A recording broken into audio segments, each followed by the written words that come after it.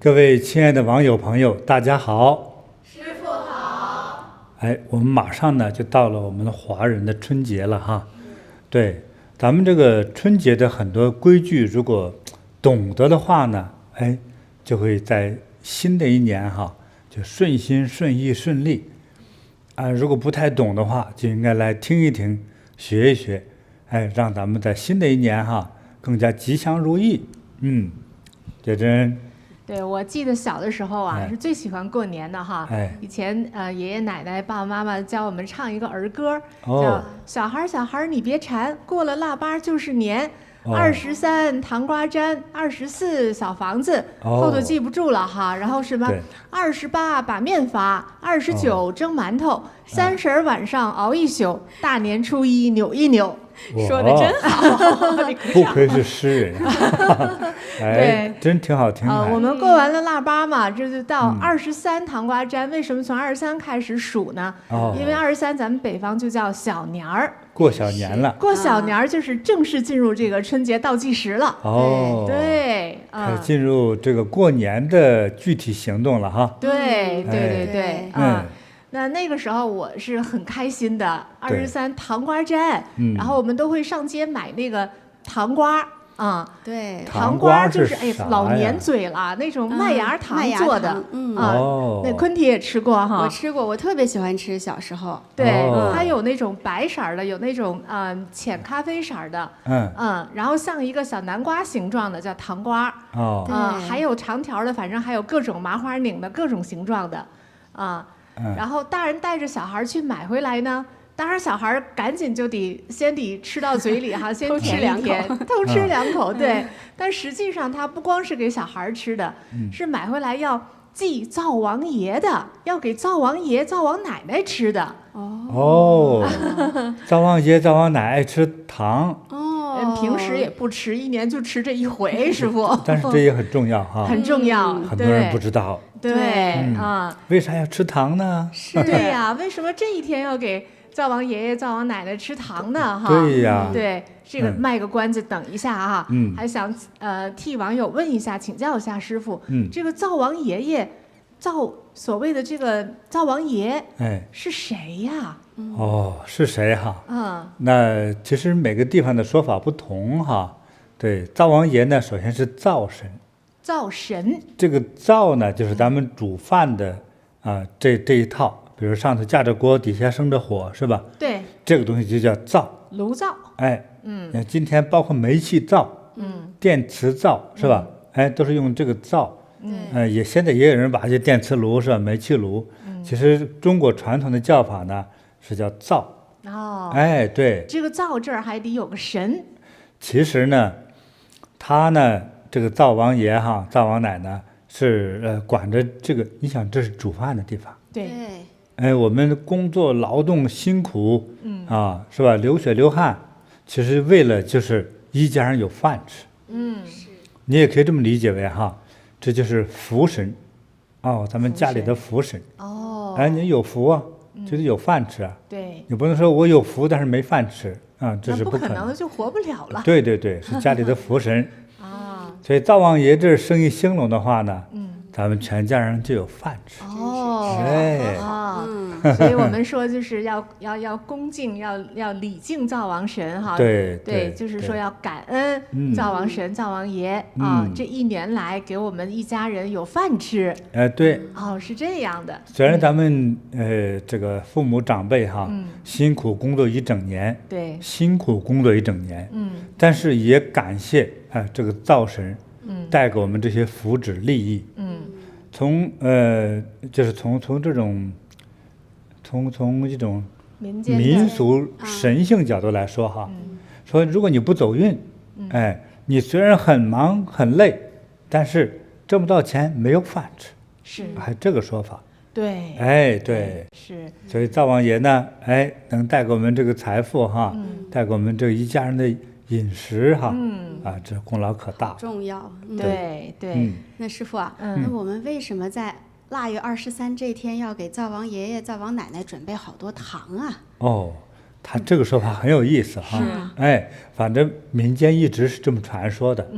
就是让他就上天呢，这阎王爷要这一天哈。灶王爷。灶王爷说错了，灶王爷、灶王奶奶去上玉皇大帝那里去汇报工作。腊月23上去。对，因为谁家他住在谁家，就是汇报谁家的善恶吉凶好坏。就上那个玉皇大帝那儿。没错了。玉皇大帝每年的工作总结会是腊月23。对对对。那比如说觉真家的灶王爷、灶王奶，23号也是上玉皇大帝那汇报工作。说觉真啊，这真是个好人积德行善又一整年。为人又好又大方，又热情，又善良。希望老天爷降吉祥。对。哎呦，那人说这么多好话，我可得多给点糖啊。对，所以呢，给这个灶王爷、灶王奶这个供糖或往嘴上抹糖，就是到了玉皇大帝那呢，就是上天言好事，说好听的。下地呢降吉祥。把糖抹给他。对对对，就是有这个意思哈。但这是给神的哈。对。其实买糖这一天也开始哈。其实呢，就是我们在过去的时候并不是每一个百姓家你平时过日子都有糖吃。不可能。不是这样的。对。对，所以呢，也是过年才有糖吃。是的。也通常都是给小孩子吃。是。对。我见过老人爱吃糖在你这个经济比较贫困的时候其实老人也是缺少营养。对。你给一块糖也是特别开心。对。对。其实我觉得还有一个，你吃了糖之后心情好。我感觉到就有种幸福感。对对对。女生尤其是这样吧。心情好。凡是甜的东西吃了都很幸福。对。就是很多已经年龄不小的，你18岁以上的很多女生经常说吃个糖吃个巧克力对，吃个小蛋糕对，吃这些味道都是甜的嘛。它就有幸福感。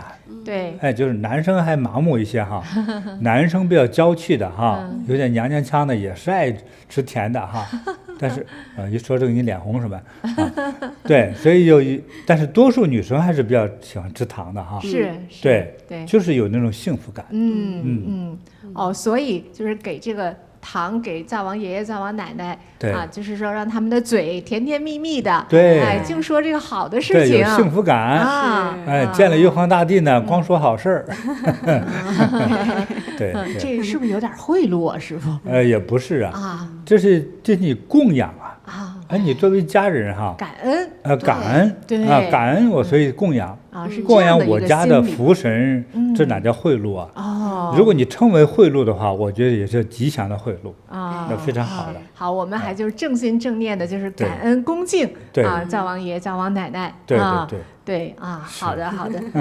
那师傅，那现在我们的家庭中好像很少有供这个神位在那个厨房那个灶台那儿。不太懂。对。是不懂因为我们中国经过了这个文革之后呢，就是好像过去传统的东西就不能倡导。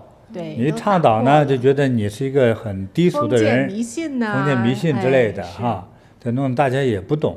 你比如说你到了韩国、日本，同样是东方文化它哪怕小，它在这个厨房里头，如果该供的这个厨神、灶神之类的它一样供。是这样子。对对对。它可以把这个画片做小一些，也有。到了中国就好像这些传统文化这重拾，对不对？重去找。但所以人家就有传统文化。咱们有时候传统文化就去现翻书现找去。对对对，磨灭了。对。是。对。那从今年开始，既然师傅讲了我们要感恩这个灶王爷爷、灶王奶奶这一年给我们带来的这种幸福的生活。我们要感恩，要恭敬。那我们看来今年到小年23的时候，也确实要供奉一下。要供要祭拜我觉得挺好的。灶王爷爷。对对对。对。那师傅，我们家里如果现在还没有这样子的，就是目前没有灶王爷爷的这个神龛或者是画的话，我们怎么样来就是给灶王爷爷供糖在过去我们像比如说在河北省的家乡，我那时候年龄比较小，但是这个印象这个灶王爷、灶王奶奶没有神龛。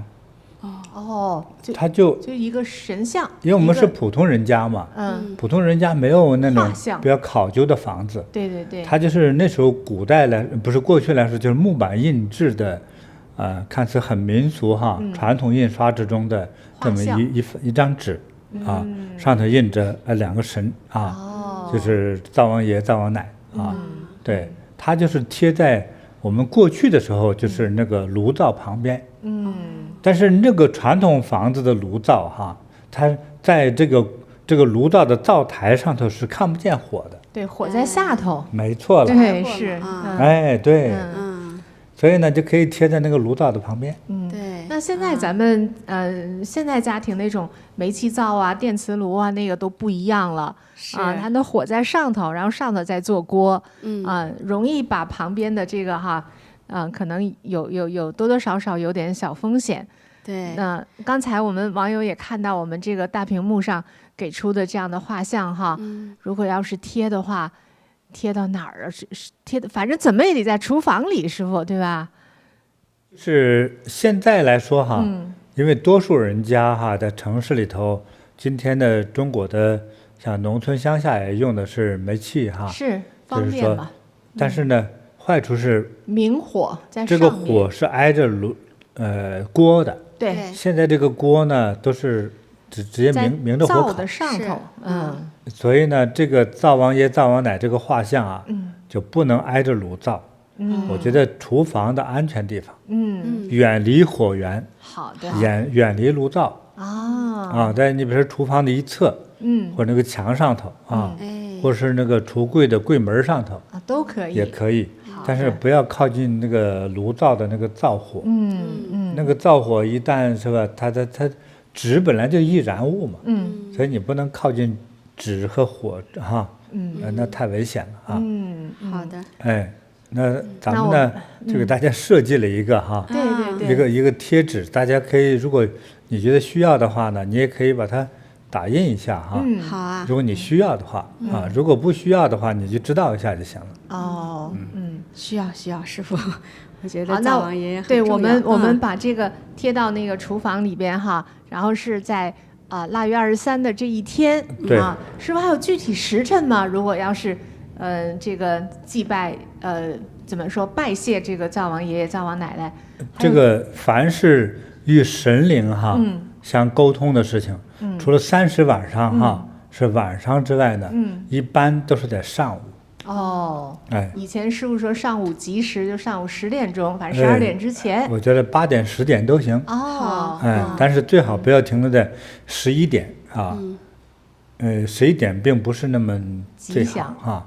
对，尽量也别跑到12点，我觉得10点钟，最晚10点钟就可以，10点、10点半都行啊。好，对。那我们摆上那个糖瓜，现在城里可能都不一定买到糖瓜呢。你买糖瓜就是麦芽糖，现在好像不太好买。那买巧克力行不？可以呀。它就不同口味的糖嘛，不就是？对，反正就是让它甜甜蜜蜜的嘛，哈。对。巧克力呀，利士糖啊，反正这种好吃的哈，各种各样的蜜糖哈。对，蜂蜜是不是也行啊，师傅？蜂蜜也甜呐，可以，还黏呢。就是你不能直接拿蜂蜜往嘴上抹哈。我在想拿蜂蜜给灶王爷爷、灶王奶奶的那个画像上抹一抹。少抹一点，别抹多了哈。好。你比如真抹多了哈，你不当天处理的话会招蚂蚁哈。所以这个注意一点哈。对，就说到这儿，哎，咱们这个祭拜了，我们也感恩了，也磕头了哈。对。然后也抹上点糖啊、蜜啊哈。然后我们怎么知道灶王爷爷、灶王奶奶就上去汇报去了呀？它是一个规矩。你不一定你看得见它飞升的过程哈。就神灵就去了。就是这样子哈。但是呢，只是我们要做一个事情。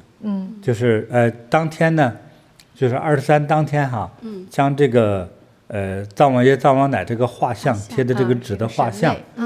通常呢，再配合上一些。像过去哈，配合像那个过去人们以为行动最快的是骑着马呀，对，所以还有人是专门印制的那个，灶王爷骑马或者是马的这个画像，对，对，跟着一起啊，就把它给烧了烧了，我知道了，神灵就是靠这样就送上去了，天了，就是你不送他也走，但是规矩大概就是这样子。那咱得送一送嘛，对吧？客人还得送呢，何况是咱家的神呢？对，对，到时候烧的时候还得这个，嘴里还得说着吧。尤其是在烧之前，在墙上的时候啊，往这个灶王爷这个画像上这个嘴周边抹糖哈，抹糖抹蜜的时候呢，通常很多老人家还是会念念有词的啊，哎，对，就是说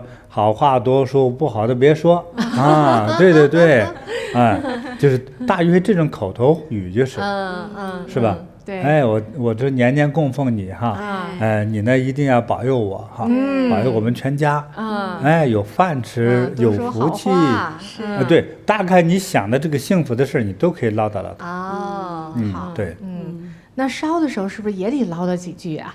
对，都可以，就不同的人不同的唠叨法。哦，哎，对，所以在过去烧的时候有这个阎王爷、阎王奶的这个画像，灶王爷，这个灶王爷哈，哎，这个画像，对，还有纸的马啊，或者有的是印在上面的马啊，对，也有人像在农村的话，就喂马的草料都备好了，麦草啊啥的。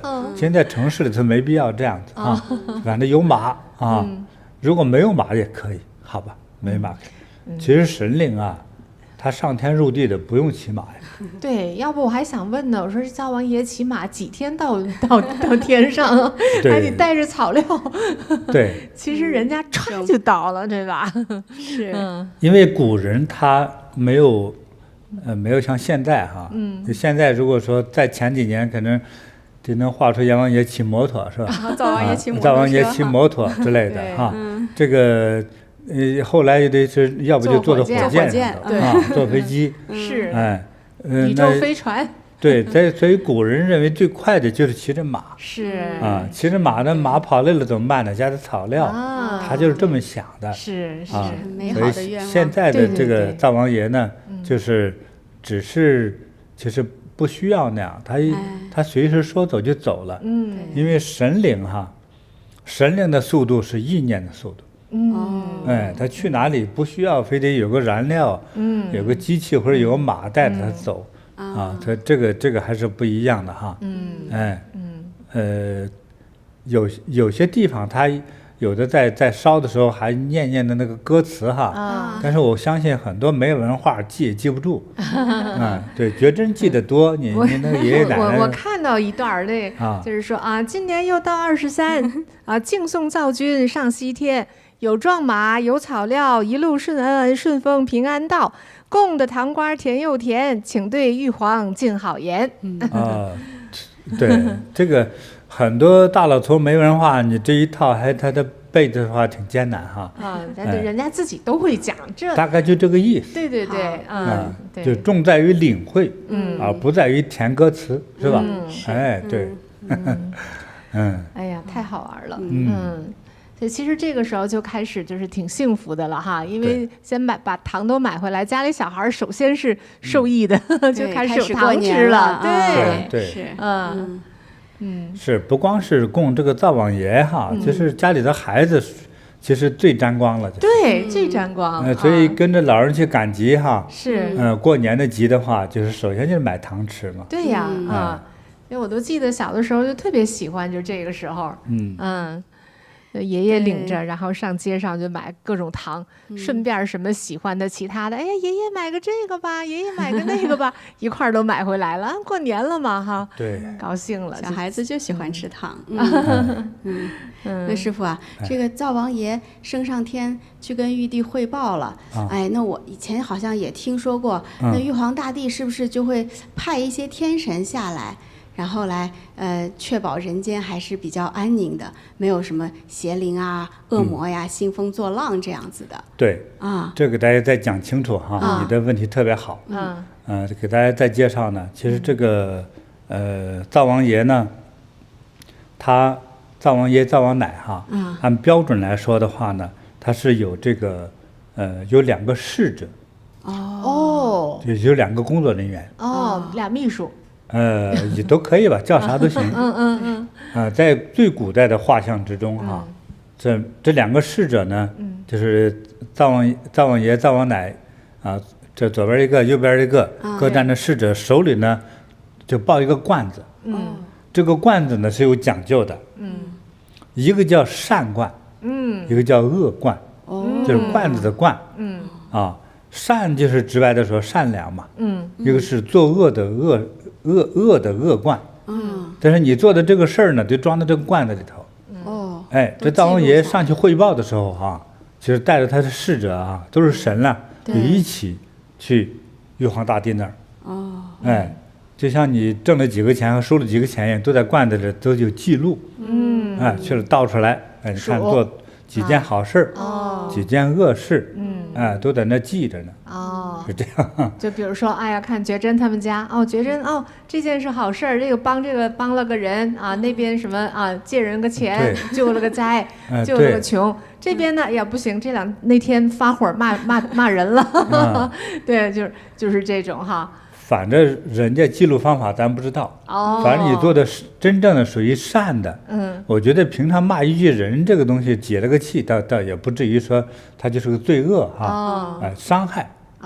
真正的就是算是恶贯里面的东西呢，就是伤害的。伤害，对吧？害人利己的事情，偷东西呀，对呀，对，就是诈骗呐啥的，对，是吧？都是这些是害人利己嘛。对。所以呢，它是这一起的哈。对，所以呢，这个你的善恶都记录在里头。对，善罐恶罐，所以就是平时咱们做了啥都瞒不过灶王爷、灶王奶奶。这个时候我记得，我们古代有一个成语叫恶贯满盈，听起来不好意思。我刚才也想说呢，罐子恶贯满盈，这其实就是指这个灶王爷旁边的侍者之中端恶罐的哈，都满了，都冒出来了。你今年干了太多坏事了干的太多了，都冒出来了，叫恶贯满盈。要不哪来这个词啊？就是从这儿来的。对，这个罐好的。但是咱没听说过这个善贯满盈哈，一般都不这么用。对。好的，那刚才就说到这个两位神仙就上天去汇报工作了，对，然后呢，玉皇大帝昆提师姐说，玉皇大帝又派代理的下来，还得看看人间的情况。对，就是从23呢开始哈，就是华人呢就进入这个过春节的这个过年状态。是，这个时候呢，就是按照古代的传说哈，就是众神下界。众神下凡就来到人间这直接也会等于玉皇大帝直接派天神来走访每一家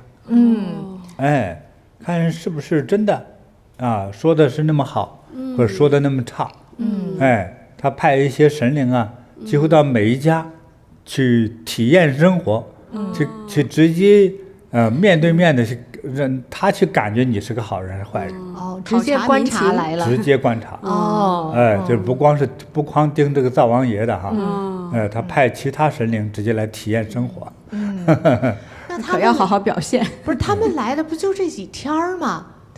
他前头他也没看见呢，所以这几天我们得赶紧装，对吧？也是为啥这几天直接是这个玉皇大帝派神来呢？因为在我们古人认为哈，就到开始过春节比如从腊月23一直到正月15，对，这是我们中国人哈过这个春节的这个过年期间，是吧？对，就这个期间的好坏善恶，就意味着你这一年接下来的情况。就是年头就决定了一年。对，他就是这么理解的。那我们不是装了，那我们真得好好做了。这20来天这种善恶吉凶就代表了接下来这一整年。在古代不得了哈。古代是农业社会。对。如果这接下来一年，比如说庄稼没有收成，那就糟了，就靠种地遭灾了呀！就你撒了种子，种上去之后就颗粒无收，那就饥荒了，就看不见苗长出来。到夏天到秋天都没有收成，全家人吃什么呀？就要饿死人喽。就饿死人了。对。往往这种灾一来的时候啊，一整片一整片，比如说一下就是5个县都是这样子。是。啊，10几万人。流离失所。那可就惨了。受苦了。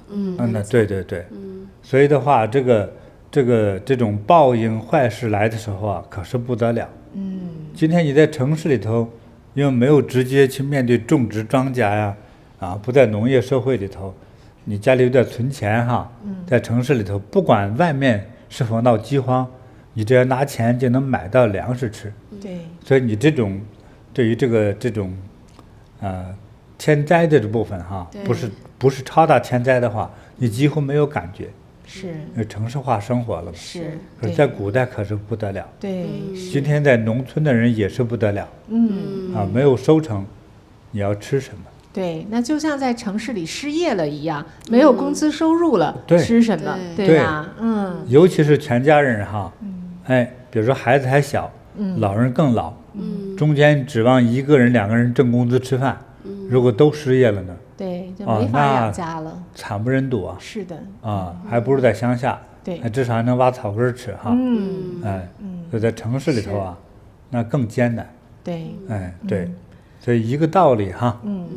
所以说回来，就这一段时间，就是灶王爷上天以后呢，玉皇大帝会派天神下凡，来考察我们。是我们一定得好好做，说好话，做好事，多帮人，积功德。是让天神看到。对，其实我自己感觉也是说这个说法哈，小时候我妈也是这么，我不知道是吓唬我们还是教育我们这种感觉。所以你说话要小心哈，就是不要说一些那种不吉祥的话。我们是神灵，要不是生气就麻烦所以都是小心，干活也小心，说话尽量也小心，还注意把握情绪哈，是这样子。所以要不然让神灵听见了生气可麻烦了。是，就每天恭恭敬敬的，要讲礼貌对，好好做事。那师父呢？他们看到，比如说，有的好人家真的是也是行善积德哈，也做好事，说好话。那天神玉皇大帝会不会给予一点奖励呀？一定会。一定。那什么奖啊？怎么奖励我们？对呀，这什么奖都有啊。这个整个神灵给你奖励哈。比如今年的话，你可能就这个发财了。当然了。咱比如说，现在你很多行业哈，很多行业裁员厉害，尤其是高科技行业哈。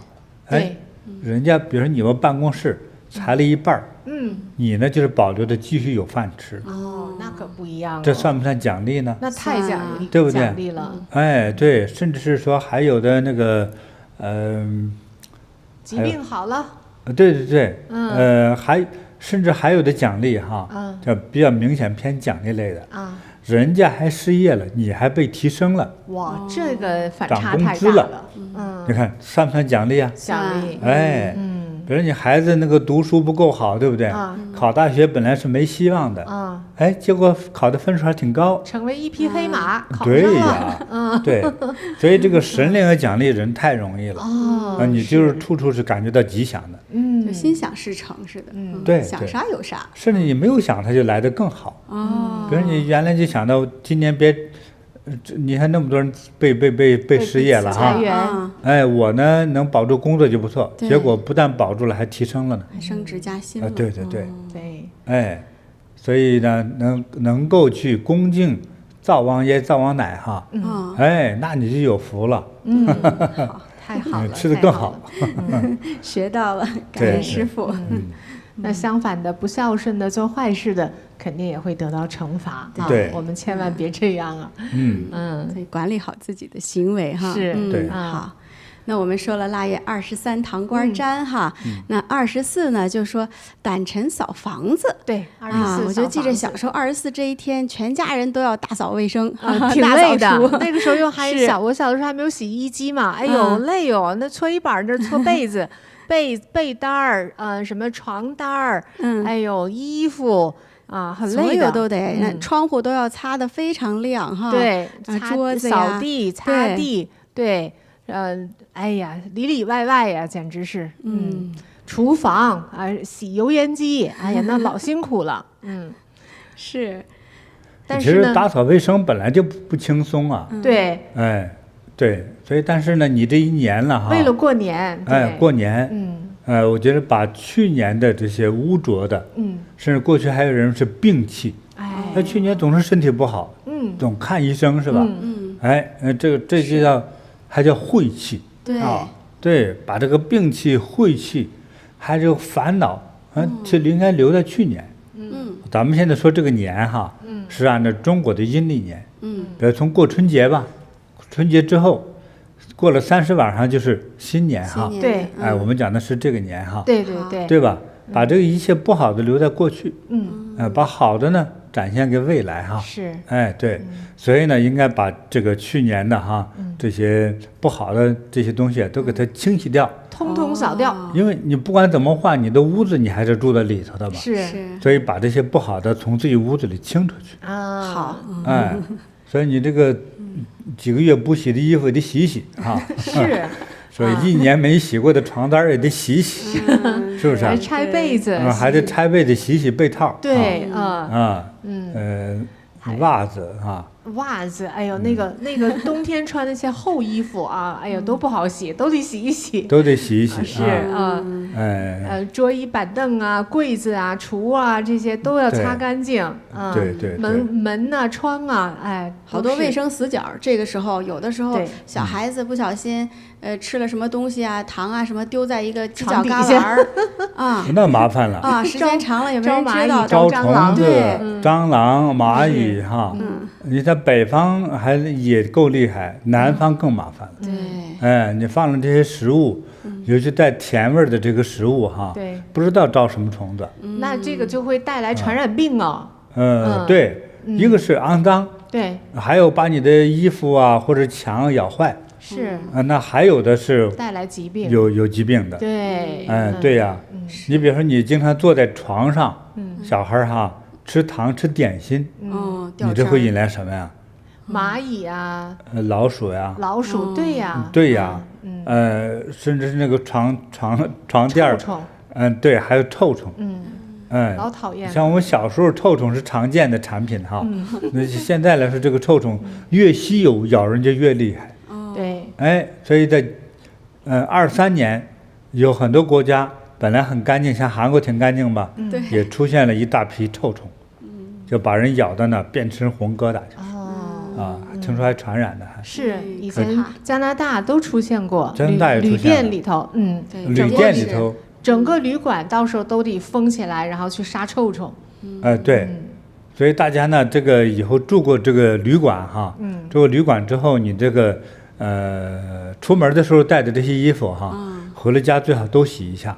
你那个衣服箱子在旅馆你总提着有个行李箱嘛，是最好啊。到了家里头，把衣服掏出来，全都喷酒精消毒的。对，要不然的话，要不然就可能把旅馆的地毯上的那个臭虫，或者某种其他的细菌带回家来，它在家里再繁殖，可厉害了。是，对，所以各国的机场的防疫哈，就是无论多严，它也防不到。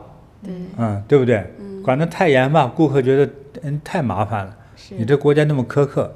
所以不管吧，另外国家的这个病害就带过来了，所以咱们自己借这个24的时候，一定要来个大清理哈，大清洗，把它弄得干干净净的，对，尤其些食物哈，从这些你的柜子里头啊，孩子的衣服口袋里头啊，对，都给它清洗了，要不然惹来大麻烦。对，是不是现在我们这个清扫还是方便多了哈？工具也多，清洁剂也多，洗衣机也有，烘干机也有，真是轻松多了。对，我分享一个我小的时候，那小时候才4、5岁，然后呢，堂哥跟我都一起，就是跟爷爷奶奶住哈。对，爷爷奶奶就到过年的时候就就要我们小孩子嘛，反正。然后我女孩呢还好，就是2条棉裤，洗1条呢还穿1条，还能地上跑，还挺富有的。对，那堂哥不行，男孩就1条棉裤，然后要给他洗棉裤呢，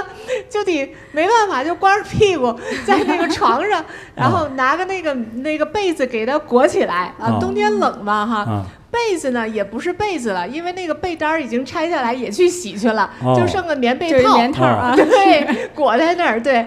然后我就跟他在那儿玩啊，那小孩玩不是前一天是23嘛，刚买回来那个糖瓜嘛哈，我就气他，我把那糖瓜都拿跑了，我就在地上跑老远去吃，他没法下床，他冷啊他，对，就是那样，然后就得洗完了棉裤，还得就着那个时候取暖都是烧火的炉子呀，就在炉子那儿烤，奶奶给他烤烘的烘干了，这才能穿上，才能下地啊，才能跟我一起玩啊。最好当天晚上，能把这个裤子烤干了哈。啊，就不第二天早上能穿上就不错了。对呀，是。哎，所以过去这个作为妈妈奶奶挺不容易的哈。对，很辛苦那天。是啊，所以这个我小时候也经历过类似的状况啊。对呀，你没那么多衣服。对。哎，你那条棉裤，你那洗不洗啊？你要洗就得坐在炕上围着那儿，别动啊。对，没有第二条裤子换。对，对。现在人们这个衣服多了哈。对，很方便。所以我到现在舍不得有些衣服，就穿瘦了也舍不得扔，就是。对，所以一看一大堆衣服，其实能穿的就一半，有一半其实穿不得，咱就不习惯扔。说到这个，你像年轻人哈，我和年轻人一起吃饭，到餐馆啊，或者在哪里的，就是因为在很多餐馆都放着很多这个擦手纸哈。对。年轻人呢，我觉得跟我们吃一顿饭哈，光那个擦手纸哈，我就数着至少用了10张。你看吃完了之后，他桌子上放了一堆。对，就好像吐痰老人吐了很多痰一样的感觉。就我前后就用那1张，我这个太浪费了，没必要这样。是不是啊？我们整天一说上学讲环保，你这弄了半天你最不环保，你砍一棵树才能造几张纸啊？是吧？哎，所以现在这个资源丰富哈，对，你没受过那么多苦啊，所以就这个浪费就一不小心就浪费了。是。所以以后再这样的话，给你们只做1条棉裤。对，现在棉裤还都能洗衣机里都能洗，那个时候可麻烦了，拆了完了那个棉花还要重新续，老麻烦了。哎呦，那是。对呀，现在洗完了放烘干机里，一会儿就1个小时就穿上了。对，所以咱们说这个卫生问题哈，其实它这个也涉及到了一个就是运气，好运气。其实包括你家的神台佛案是吧？对，那都得要去清理一下，清扫干净。对。但是注意一点哈，就是你家里供神台上的这个香炉中的香灰，不能扔掉哈。要积攒下来。对，比如说比较多了，你呢可以拿个袋子给它装好了。你可以说，比如说2023年，香炉灰，把它收纳好哈。对，别扔了。所以这些呢，都代表着功德福德啊。对。所以呢，那个当然是尘土是要擦了哈，这个岸上的尘土要擦，但是香炉的香灰不懂别给倒了哈，这个一倒了之后，你可能就赔钱了，或者有其他的不好，就提醒大家哈。好，感恩师父。对，其实24小房子呢，等我们把这个我们住的都清扫干净之后呢，还要贴窗花、贴对联儿。贴春联儿，这都快忘了哈。对，这一些其实是最重要的。那时候能买回来一些剪纸哈，没错，贴的花挺好看。对，那个在窗户上，喜庆气氛。对，贴对联哪一天啊？就是这一天，24。对，因为就把旧的去年1年贴的这个春联啊、门神啊，对，就都会拆下来了，把它拆下来，新的换一套新的。对。像咱们菩提同修的话，都每一年师父都给我们写春联儿。是。对，那我们这个兔年的这个哈，就摘下来了，然后贴上龙年的这个新的，贴新的。对，那师父啊，那我们同修以前也经常有问哈，因为都是师父写的，都可珍惜了哈。对，就说这去年的摘下来了，我们是要把它保存起来行不行啊？应该怎么处理比较好？你说对联是吧？春联哈，春联福字儿这些。这些呢，因为它代表是去年的，去年的当中有很多的除了日记之外，不要烧了。这些呢，其实就应该烧掉。就应该烧掉。就是 say goodbye， 就是再见了哈，就是过去了，它就过去了，为了过去了，保佑的是去年了，那么接下来呢就把它烧了就行。过去了就过去了。其实其他的其实也包含着咱们过去印过的年历哈，是年历说不用了就烧了。那有的时候有照片要不要留，自己决定，好吧？对，我们像存书一样，存几张也可以。对，我们照片都留下来。对呀，那你这存过去的照片有个好处是呢，我越来越老，对不对？可是你留着是10年前的照片呢，就是那个比较年轻一点，所以也挺好的。都好。对，这个就是自愿吧，哈。但是凡是不用的这个年历呀、月历哈。当然是也从回收角度不要烧哈。当废纸回收的话呢，其实也是挺好的。它可以再重造呀。对对对。对吧？你烧了之后呢，它就没有了。是。但是如果回收了之后，重新加工造出新纸来，也是挺好的。对对对。好的。那说到这个春联门神了，这个也得讲一讲。这个春联我们贴在那儿，就是它就这个是一个吉庆的加持，我们是一个加持，对吧？春联的寓意是不是？对对对，它有什么好处呢？到底？这个是比较远古时期了。这个东西其实是几乎没有记录了。这是有的时候在无意中提到的这个行为哈，在古人这个行为。其实我们从贴福字、贴春联供灶神、供福神供祖先、供神位等等的，其实都是为了吉祥。对，这个吉祥之中隐含着一种，那不吉祥的是什么呢？灾难呢？首先灾难之中最大的一个问题呢，就是疾病。对，疾病还有夭折。对，如果你小孩得了病不及时救治，就死了呀。对，小孩年轻人死亡都叫夭折。这是父母亲最怕的。还有灾祸。再接下来就是灾祸。天灾人祸。对对对。天灾有多少，人祸有多大，数不清楚。没有一个最大最小，那无止境的。是。这个东西，所以比如说战争就是人祸来的时候。哎呀，神都挡不住，真的。那家伙一来的时候，有时候你比如说在电影上就过去看到哈，烧杀抢掠，给一个村子放火，全村人都烧死，对吧？对。所以有时候这种大灾祸来的时候，这个死亡是非常庞大的，很触目惊心呐。对，有时候一家人被灭口了。是。所以灾祸有多大，上至全家灭亡。那轻微呢？磕磕碰碰啊，轻微切菜切到手指头，对不对？这都算。对对对。再就是不管大人孩子得病是吧？你一年不用多了，你一年4、5回重感冒，你看看影不影响你工作？影响。工作读书都受影响。是吧？你重感冒的话，至少1次半个月吧。对。这么1年来4回其实都非常耽误事儿。对。全家人跟着你受罪。更不要说你偏瘫躺在家里头，对不对？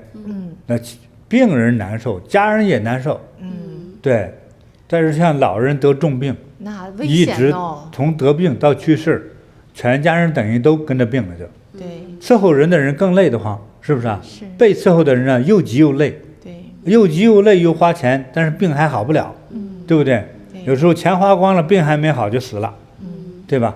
所以这都是灾呀。对。所以咱们过去做这些事儿哈，几乎都是为了避各种灾而得各种吉祥。所以这个门口这个春联，这一对春联，其实就是为了最早的辟邪。所以在过去，所以才用桃木这个雕刻那个符咒挂在门口上。像南方呢，很多放竹竿在门口上。到这个过年的这个日子来了之后，用火烧。这就是爆竹。用火一烧，尤其是那个青竹子哈，粗一点的，像这个像这个茶杯那么粗的哈，那个青竹子的话，它因为里头有很多水汽嘛，在火上爆火一烧，它啪就爆开了，形成高压蒸发之后，那所以叫爆竹呢。现在叫燃放，过去就燃放。就在火里烧啊，只是后来用了火药做成小鞭炮，才这样的哈。那为什么非要弄出这个？他要的就是这个响声嘛。为什么要这个响的声音？知道吗？把那个妖怪吓走。人们就观察到哈，当这个天上打雷的时候，就咵那个很大的声音，人也吓一跳吧？对。你发现你们家养的狗养的猫，就呲溜钻到桌子底下去，或者猫钻到你怀里来，它就受惊吓了，就害怕。大象那么大，天上一打雷一打伞，大象吓得直哆嗦。老虎狮子都如此。所以才有了像杂技表演的时候，让什么狮子老虎跳钻火圈，这其实是他死敌，他最害怕的。火和爆炸声。人们就开始推理哈，就是如果是这样的话，是不是那个鬼也怕呀？那个邪气也怕呀？都怕。咱就炸他，他怕啥咱就弄啥。所以过年的时候就在门外头一般，也有在自己院子里放的。在自己院子里放，就把家里的晦气赶走吓走他。在门口放的时候，外面给截住。别进来。对，所以贴那个对联呢，这个就在门口上，你别进我家来。大家总以为鬼和邪气病气哈，都从你们家门敲门进来的，其实不用敲门也能进来。但是那怎么挡啊？就反正门代表是我的地盘吧，就贴门上吧。是这样。所以用红色，对吧？所以从这个桃木的，过去还用过樟木的。对，你们家如果有巨富的话，像皇帝一样富，你可以用沉香对，他做的这个辟邪的东西。在过去不光是这个东西，还有别的一会儿我讲。所以慢慢呢，为了说，当中国人发明了纸之后，有人觉得，这个多省事儿啊。对，不用雕刻了。对，我最早的时候写红字，就写红字，觉得也不太吉祥。这古代皇帝砍人他写人名字的时候用朱笔勾你的名字，就等于砍头。对，一勾这个你的名字，就等于把头砍下来一样。所以这个也不吉祥。怎么办呢？这个纸啊，把它染成红的，往上写黑字就可以了。那这个过去这个红纸是什么呢？它主要里头掺了朱砂这个原料。辟邪。不是全部朱砂朱砂太贵了。如果整个用朱砂染的这个纸可能还没那么红。这个朱砂溶解之后，弄到纸上还不一定那么红。所以它一定要增加其他的颜色。把这个纸染成红的，再往上写字儿。那朱砂就辟邪气。这个中药里都有写呀。是朱砂矿、朱砂粉对，所以掺了朱砂的这个纸红宣纸，上头再写字儿。中国古代的好墨也辟邪。它里头放的这个里头的原料里头那些中药原料当中就有辟邪成分的东西。写这个字儿，这个春联贴到门两边，就代替了什么桃木呀，甚至是樟木呀。竹子呀，这比较干净明了又好看，又文雅，又喜庆。对，还把祝福的字都写上了。在当代人就是写什么平安啊之类的，这个是直白的祝福。在更过去的时候可能不这么写。比如什么吊死鬼什么邪魔别进来等，他可能更写的更直白，像一个符令似的。对，现在呢就是中国人还讲叫隐晦的语词。隐晦，他就是把这个东西隐含起来，写个笼统的吉祥的话。对就是辞旧迎新，等等的这个概念。鸿运当头。对，他写的更隐晦一点，不是明摆的避鬼邪之类这个词。但是如果特别需要的时候，像在台湾呐、新加坡马来西亚，在他们的贴这个已经不是对联是符的时候，就直白了。那是画的符就不一样了。对，比如说无常鬼莫入之类的。对，就又是不一样了哈。对。好了，大家知道，反正春联就是这个意思。刚才我们看那个图片上，就是师父给我们今年给网友们龙年的对龙年送的这个春联非常感恩师父读一读。对，是心慈益善福临门，龙天护佑聚鸿运，横批是福星高照。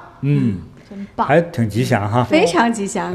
感觉每天从这个门走过都被佛光照了，照耀着，是挺好。走入了佛的大门。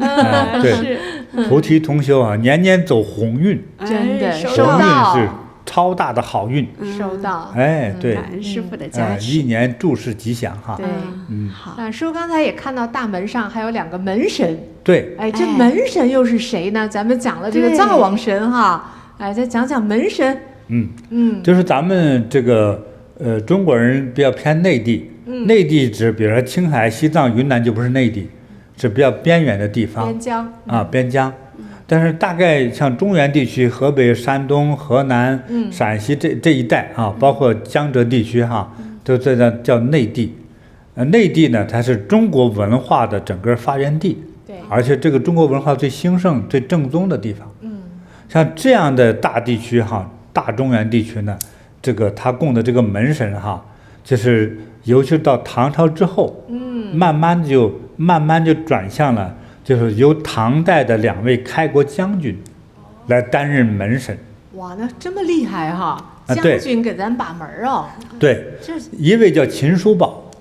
有的喜欢读历史故事哈，听过的。秦叔宝当年曾经是江洋大盗。武功超级高强。就是强盗之首吧。这样子。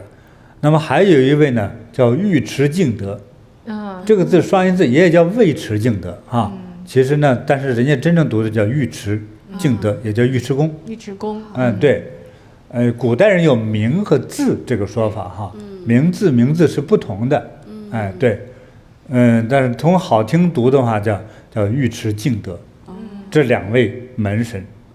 据传说中哈，据说。他俩想听，觉真说吧，我喝口水。我记得好像是唐太宗的时候，唐太宗呢，然后他可能也是工作繁忙吧，日理万机，太累了，然后有点这个这个神经衰弱吧，晚上经常失眠，对，睡不好觉。哎，让你说，你说错了吧？那还得师傅说，还是我说吧。好。对，毕竟我和那个唐太宗李世民一起吃过饭哈。这个李世民呢，开国皇帝没有不杀人的没有杀过人的皇帝没几个，就是这开国皇帝，比如说北宋开国皇帝杀人就不多，他不是战争，是吧？他们是撒了个谎也没打仗，他夺权，撒了个谎之后呢，因为小皇帝才6岁还是3岁，对不对？欺负这娘俩把娘俩给换出来，皇宫里推出来之后，他就当皇帝了。是吧？就是没动一刀一枪，也没怎么杀人。他为了平安过渡，所以也没敢杀人，所以就比较祥和。那北宋一直也是这样主张，是以文治天下不以武治天下嘛。所以也就是这样的一个过程所以一般皇帝都杀人。那李世民呢，杀了很多人，他兄弟之间也残杀。那么他们是北部边疆民族哈。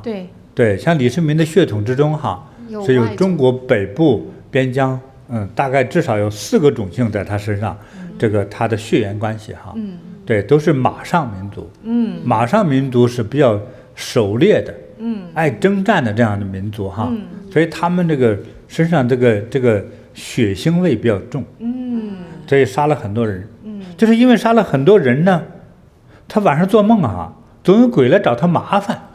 做噩梦是这样子的因为鬼找他麻烦完了呢吓得睡不着觉这经常大喊大叫就醒了。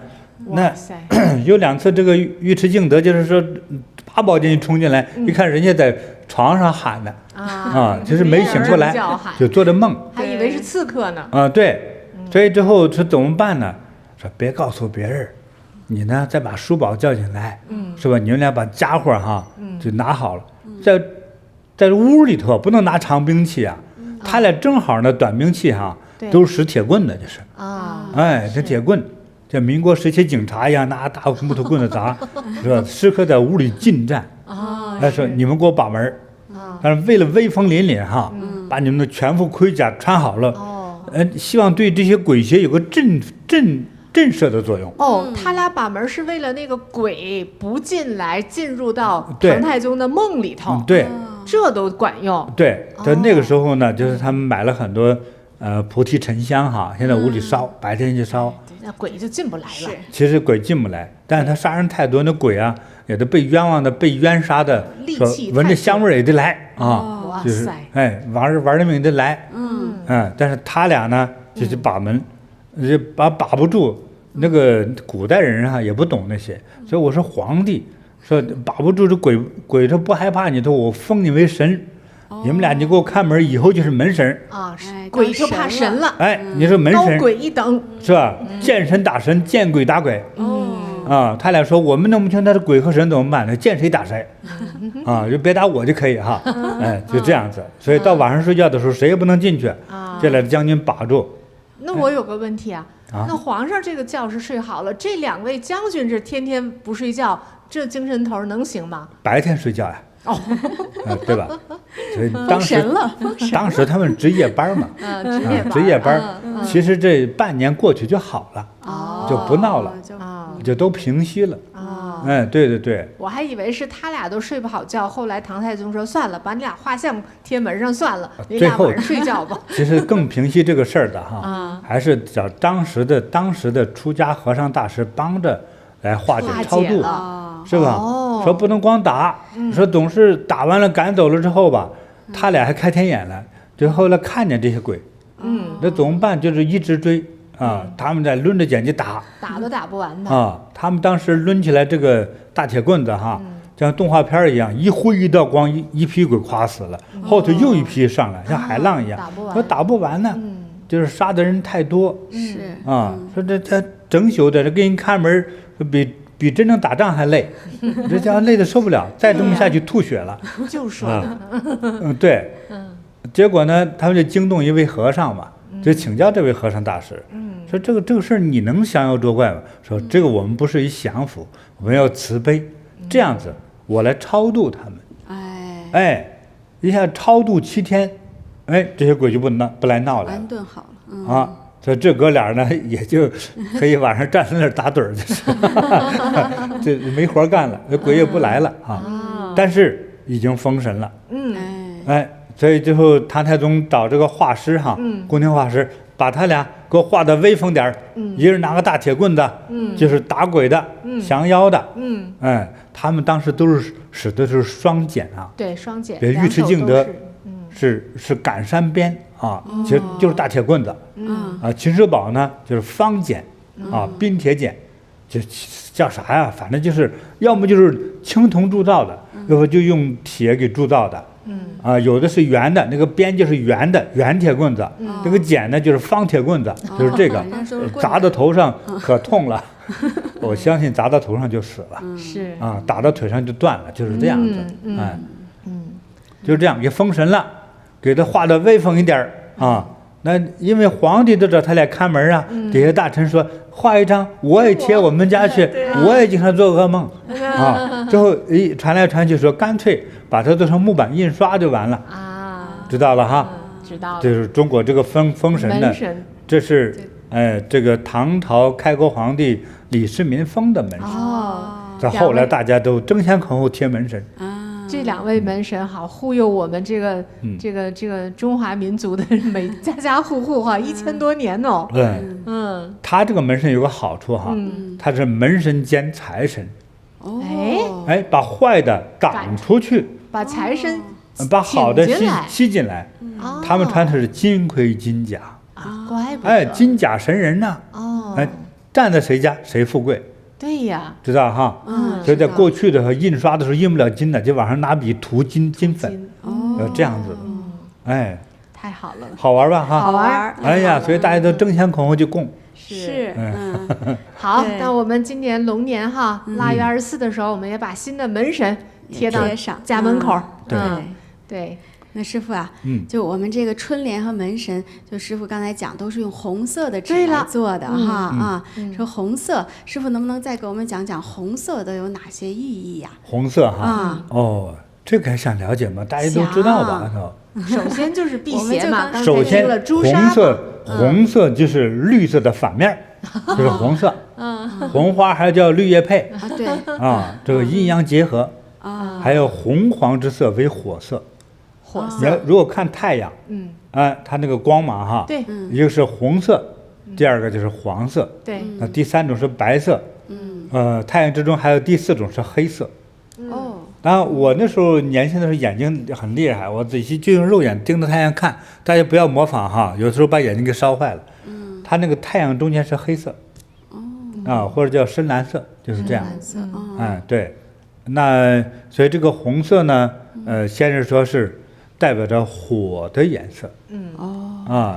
所有的世界各民族哈，在原始的状态之中，对火的颜色是非常崇拜的。对，火也是驱邪除障啊。对呀，所有动物都怕火。对。你瞅那火烤、火烧的那些食物，这都不是其他动物嘛。对呀，都给烧死了。所以这个火呢很厉害啊，改变一切啊。对，所以在古代，在古印度，包括佛经里经常说，火能消灭一切。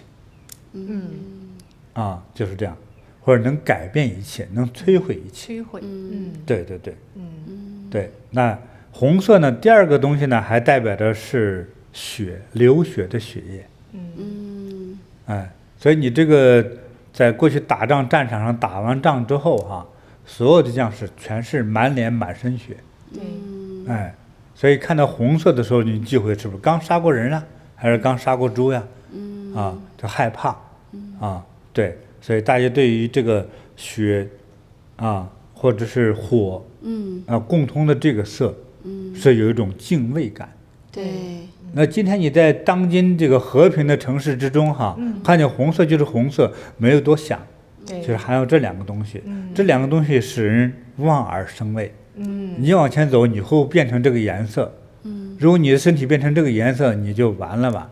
你可能流血而死啊。对。或者是被怎么样了啊？对，就是这样。对，它就有辟邪的作用哈。对，现在反而就是理解成是一种喜庆的颜色。对，我们红色也是很欢喜。它之所以喜庆，其实是因为这个邪魔不能够靠近嘛哈，所以你才有了这种平安。它是一个综合的说法。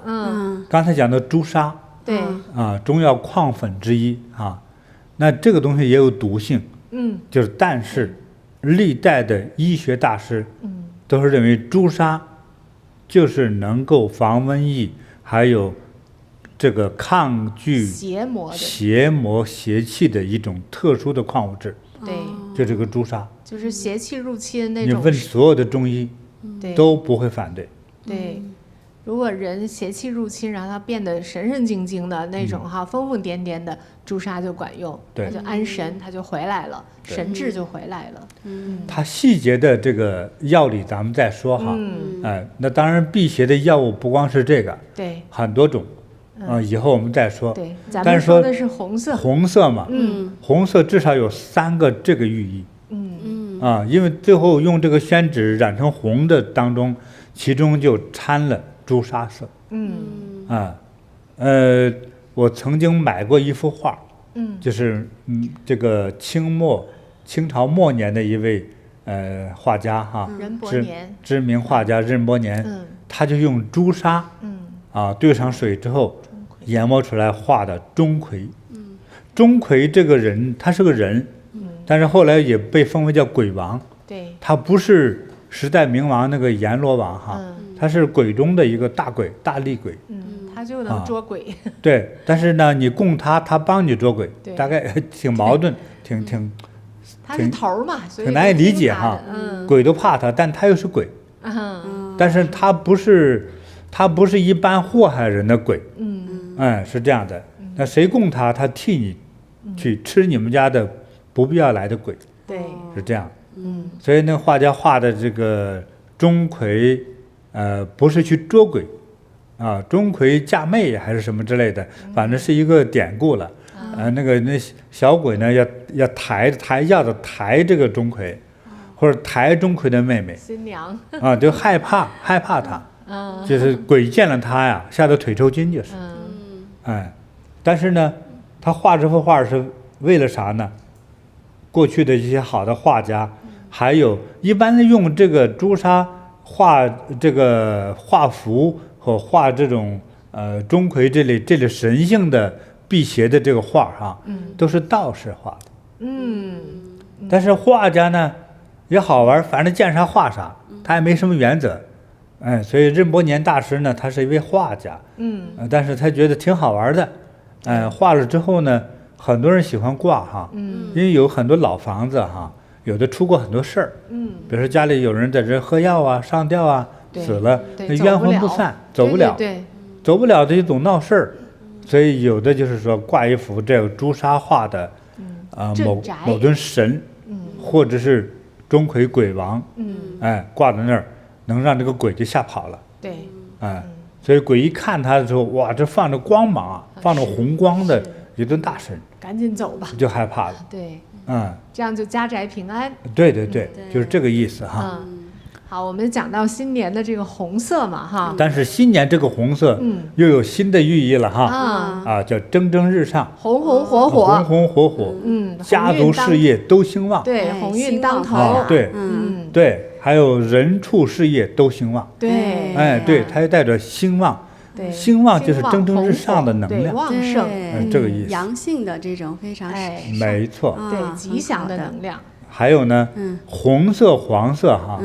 它其实人世间的颜色分两个大类，中国人不是讲阴和阳这个学说吗？对，阴阳，比如说我们可以理解为，比如说冷色调的为阴色，暖色调的为阳色，你俩穿的，你看这红色，对，新年是吧？对，这我设计的，我们穿的是师傅新为大家设计的，上面写的字儿是我写的，对，龙年的里面这个龙图案是我设计的，对，前后都有哈，对，背后是盘了一条五爪龙啊，五爪金龙，对，腾飞的感觉。对，它这个龙呢是隐含在里头的，对，它不是个明显的颜色哈。对，红色衣服，红色龙，你仔细看就有龙，为啥这样印呢？因为神龙哈就是忽隐忽现，对，神龙见首不见尾，对，所以从颜色之中呢区分呢，就是红黄色、红黄白啊等等这些色呢，它归为阳色，阴阳的阳，黑、蓝、灰等这些色呢，还有绿色为阴色，阴阳的阴也叫冷色调，所以红黄色为暖色调，哈，记住这个大家就学到了哈。中国哲学主要叫阴阳哲学，阴阳哲学是它的母体慢慢再分出了五行六合八卦这个概念哈。但是呢，中国的阴阳哲学其实挺有道理的，它不是一种胡说八道乱说自己是神之类的这种话，而是很有科学道理。对，所以红黄为暖色调，所以红黄我们可以为暖色调，为纯阳之色，这样的新年呢，使你的生命能量更加旺盛，更加吉祥，是吧？尤其这个流年哈，走背字儿啊，什么这个犯太岁呀，什么冲煞呀等等的，用上我们的红黄色的这个装扮，你们俩把这个围巾一披哈，刚戴上的，红黄色正好相配了哈，这是纯阳高贵之色呀。我戴的这个其实就是师傅那个背墙上这个天之初当时那个沙盘画特别特别美。现在这个丝巾做出来已经上架了，这个质地特别的好，很舒服，丝棉的这个合成又丝滑又温暖又很温润，对，薄厚又很恰当，特别舒服，那红黄的颜色是不是也讲了它的寓意啊？对，那次用粮食创作本来就很奇特，真的其实它是宇宙的一个特殊图案对，真是有很美好的寓意在里头。是，好看。我这个是生命之美，好看，对，也是特别特别的漂亮，对。红黄搭配，大富大贵啊！收到，真美。对，感恩师傅过年让我们能够穿上这么美的衣服，戴上这么美的围巾，对，感觉精气神儿都是饱满的。对呀，而且我们这个质量特别好，非常拿得出手，就很容易去做这个新春的礼品哈，送给亲人呐、朋友啊。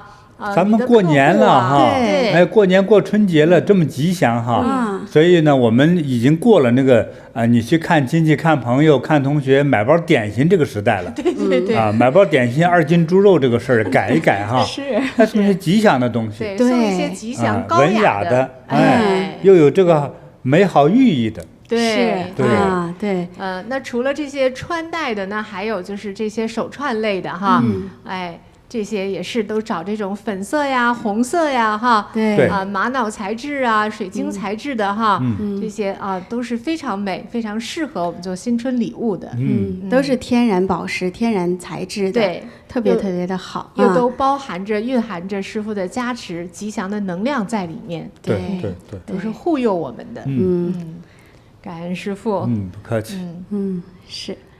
好，那我们讲到了这个腊月24了哈，师父啊，那再接着往下讲啊。好啊。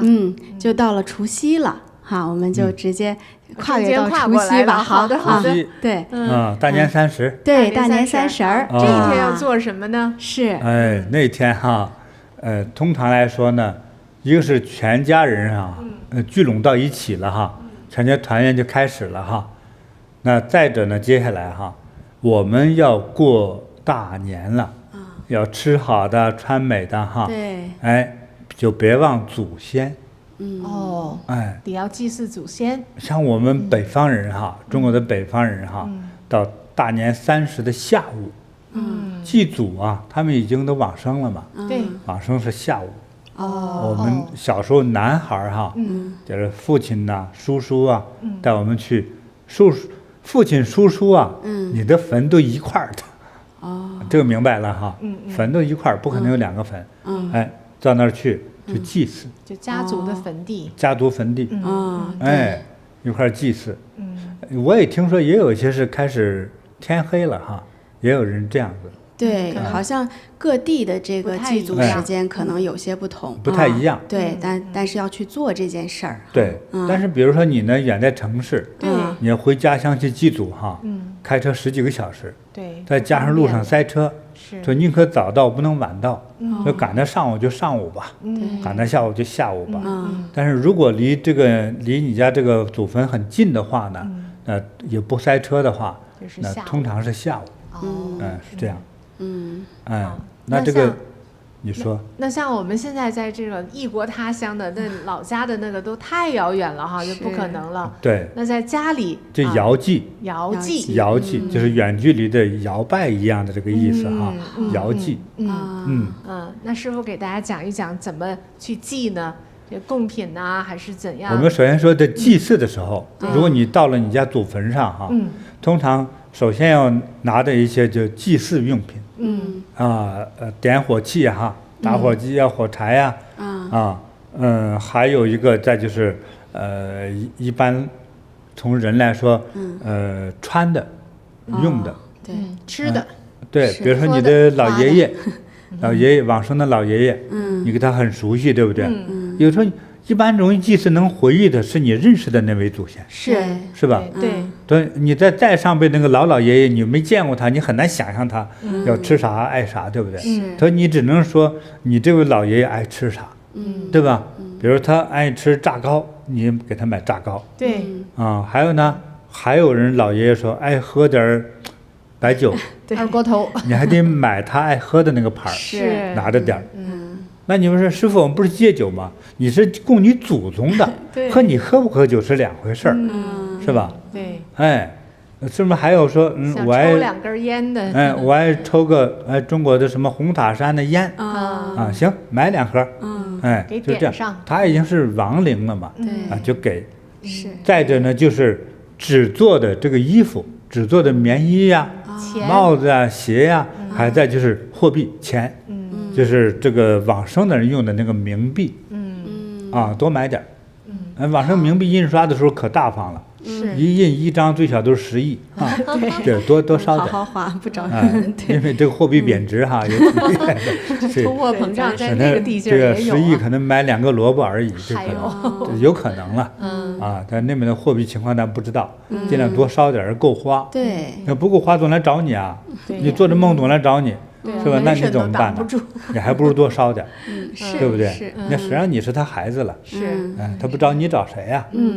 一份孝心呢。对呀，对呀，那所以呢，这些孝心的话，这些过年的时候，这些要表达，穿的，用的，接下来就是吃的，对，他爱吃的东西，是不是？你那个像我们北方人说，好的最好不过饺子，是吧？对，你包的饺子要煮熟了拿过去。别拿生饺子，对对对，这个食物要是熟的哈，除了水果之外，爱吃的点心呐，对，就是可以吃的。正常咱们正常人吃的食物是煮熟才能吃的话，你要拿熟食，不能拿生食。除了水果之外，要这样子哈，要拿一些去到时候供到那儿。然后一般坟的话，我们讲就是上了坟的这些食物是不拿回家来的。这为这个事儿，我也问过不同的人，各地不一样。也有人说是我们就供完之后再收回来，所以你也不吃，也叫别人给拿跑了，那这个你就遵循你们当地的习惯就好了哈。这个我们没有特别要求。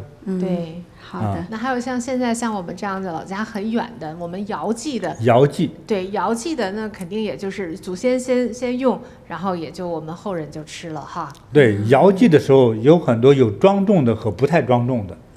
比如庄重的话，你比如说你们在家里头哈，厅堂里放个桌子，比如一个方桌，对，上头呢拿纸牌哈，拿纸盒前头那个纸粘好了，用黄色的纸粘好，上头写上哈。写上，比如说，高祖什么什么什么名字，比如说你知道爷爷那个名字，或者你不用写名字，爷爷，张，比如说李氏祖先，李氏祖先，因为底下有落款啊，这个设供的人有个落款啊，比如说张小三儿是吧？张氏历代祖先，有落款人呢就是张小三儿，他知道张小三儿的祖上的。对，要不然叫别的鬼给收了啊！对对对，就有这个问题哈，要写上这个你这个供奉人，这样你的血脉关系就知道你的祖先收到了。对，如果你知道你爷爷的名字，咱们就说如果爷爷往生的话，写上爷爷名字比较好，是爷爷名字以及历代祖先，来这样收这个供。好的，要写这个牌儿，这个牌儿也要烧掉，要不那边鬼看不见。好吧。是这样子的哈，像我们在烧纸的时候，祭祀的时候啊，至少在烧纸的这个上头，我有一张纸条，写上它一起烧，这样别的鬼不要乱拿。好，对，有收款人、收货人，别人就不拿了。对，这样啊，所以呢，也可能遥祭的时候，你那可能没有那么大的隆重，因为那个是真正在祖坟上哈，你没在祖坟。甚至在异国他乡，在外地，所以呢，你的摆的这个东西别太丰盛，因为他吃不了用不了，还有你们全家人自己的吃，尤其你在家里头，还有很多地方还讲环保啊，你的食物你不能浪费哈，对，供过了之后哈，当天晚上还可以吃，是这样的啊。好的好的，这个还有你要遥祭的话还上香哈。我记得我们在家乡上坟的时候也上香，是要上香，要上香，才把讯息传过去。不上香也能传，上香有一种供奉的意思。供奉，对。那师傅呀，这个贡品的就是数量有没有要求？就单数、双数有这样讲究啊？因为我刚才讲到中国的哲学理论。他觉得是一个天理真正的一个秘密就是阴阳。在阴阳在数字学上来说的就非常清楚啊，大家记住哈，单数为阳，双数为阴。就像中国人说八卦图中那个卦象是吧？比如说阴爻就是两杠，中间是空的，不连上的，就是阴爻；阳爻就是单杠，就是这样子。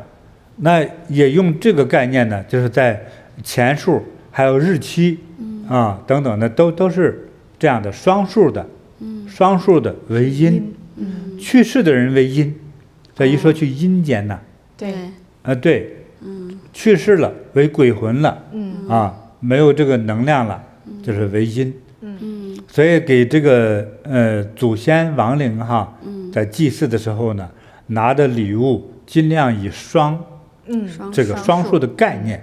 好，双数概念，我就说不要用数学家的方式去究竟里头你到底是双数还是单数，对不对？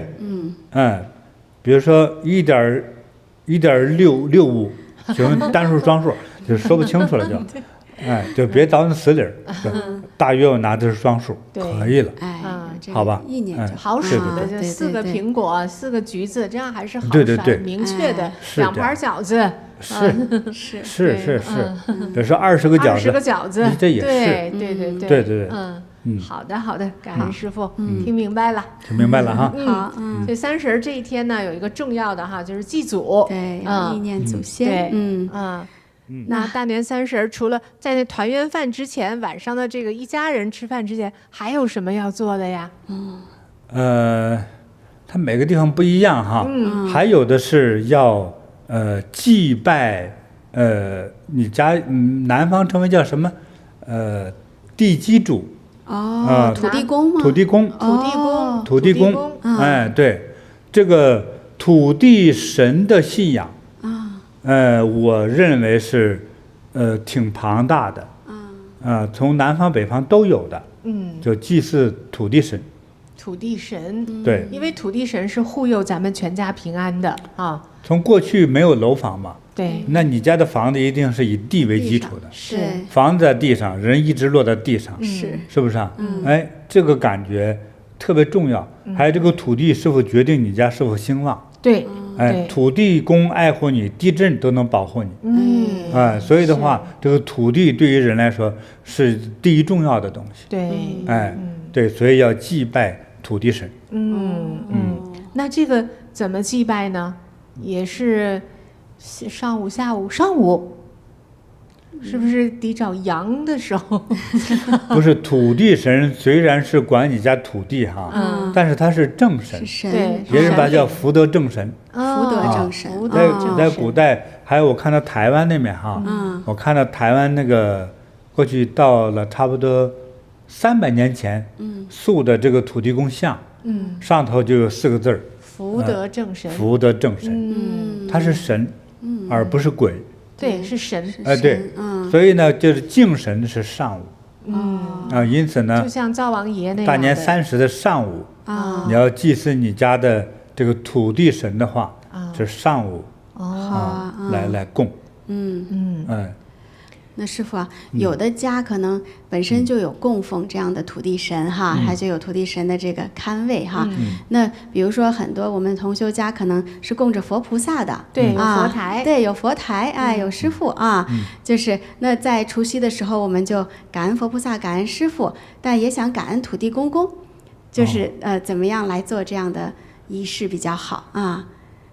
如果没有，你念念有词也可以。好，但是如果有形象感的话呢，比如说你也设个牌位，比如说后面是纸盒子前面贴上一个黄纸哈，上头很好的恭恭敬敬的写上，就是福德正神。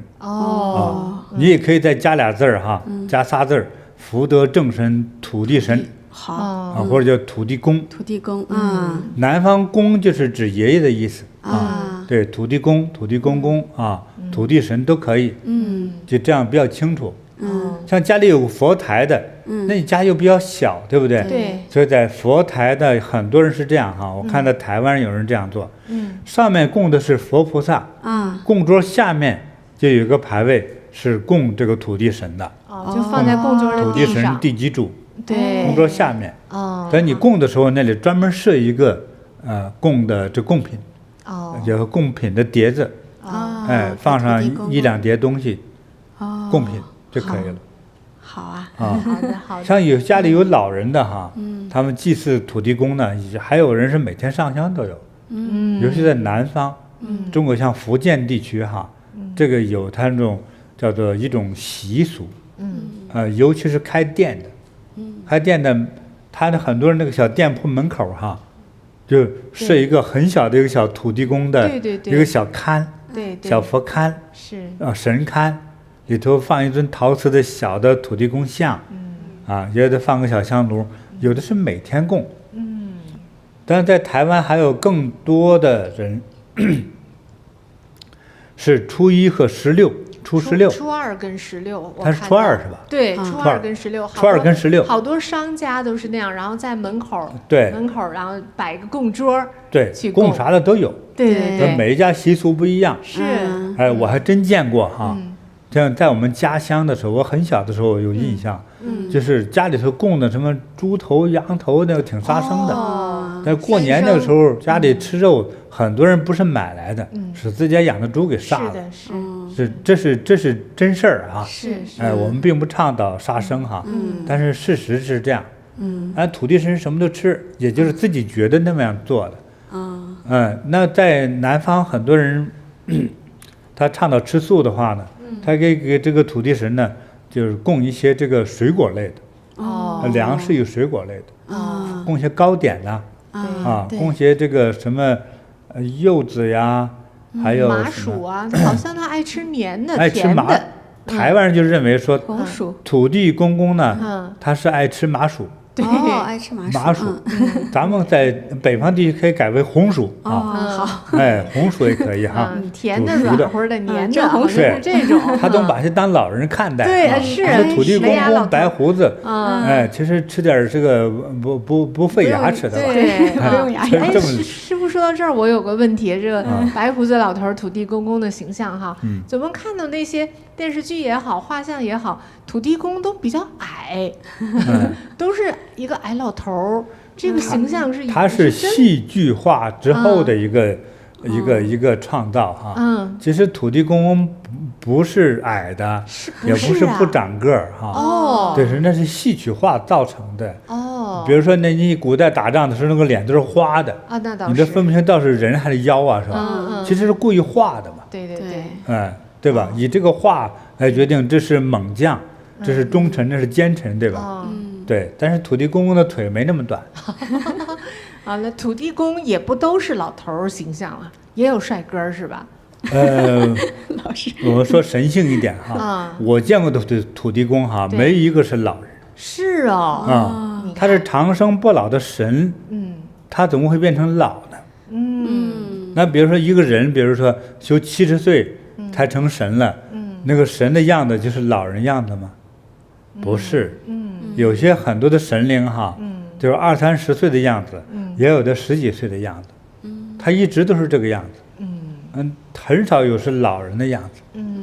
在描述中，道教3清之尊哈，哎，有一就是太白金星，对，他是个老人样子，老头儿，对，所以很多神灵并不是老人样子。还有南极仙翁那长寿的那个是个老人的形象，也是哈。你说的都是老人形象。我想听听师傅见过什么样的土地公啊？我见的土地公哈，我有些天机不能再说哈。我看到某些国家，南方某个国家的那个土地公哈。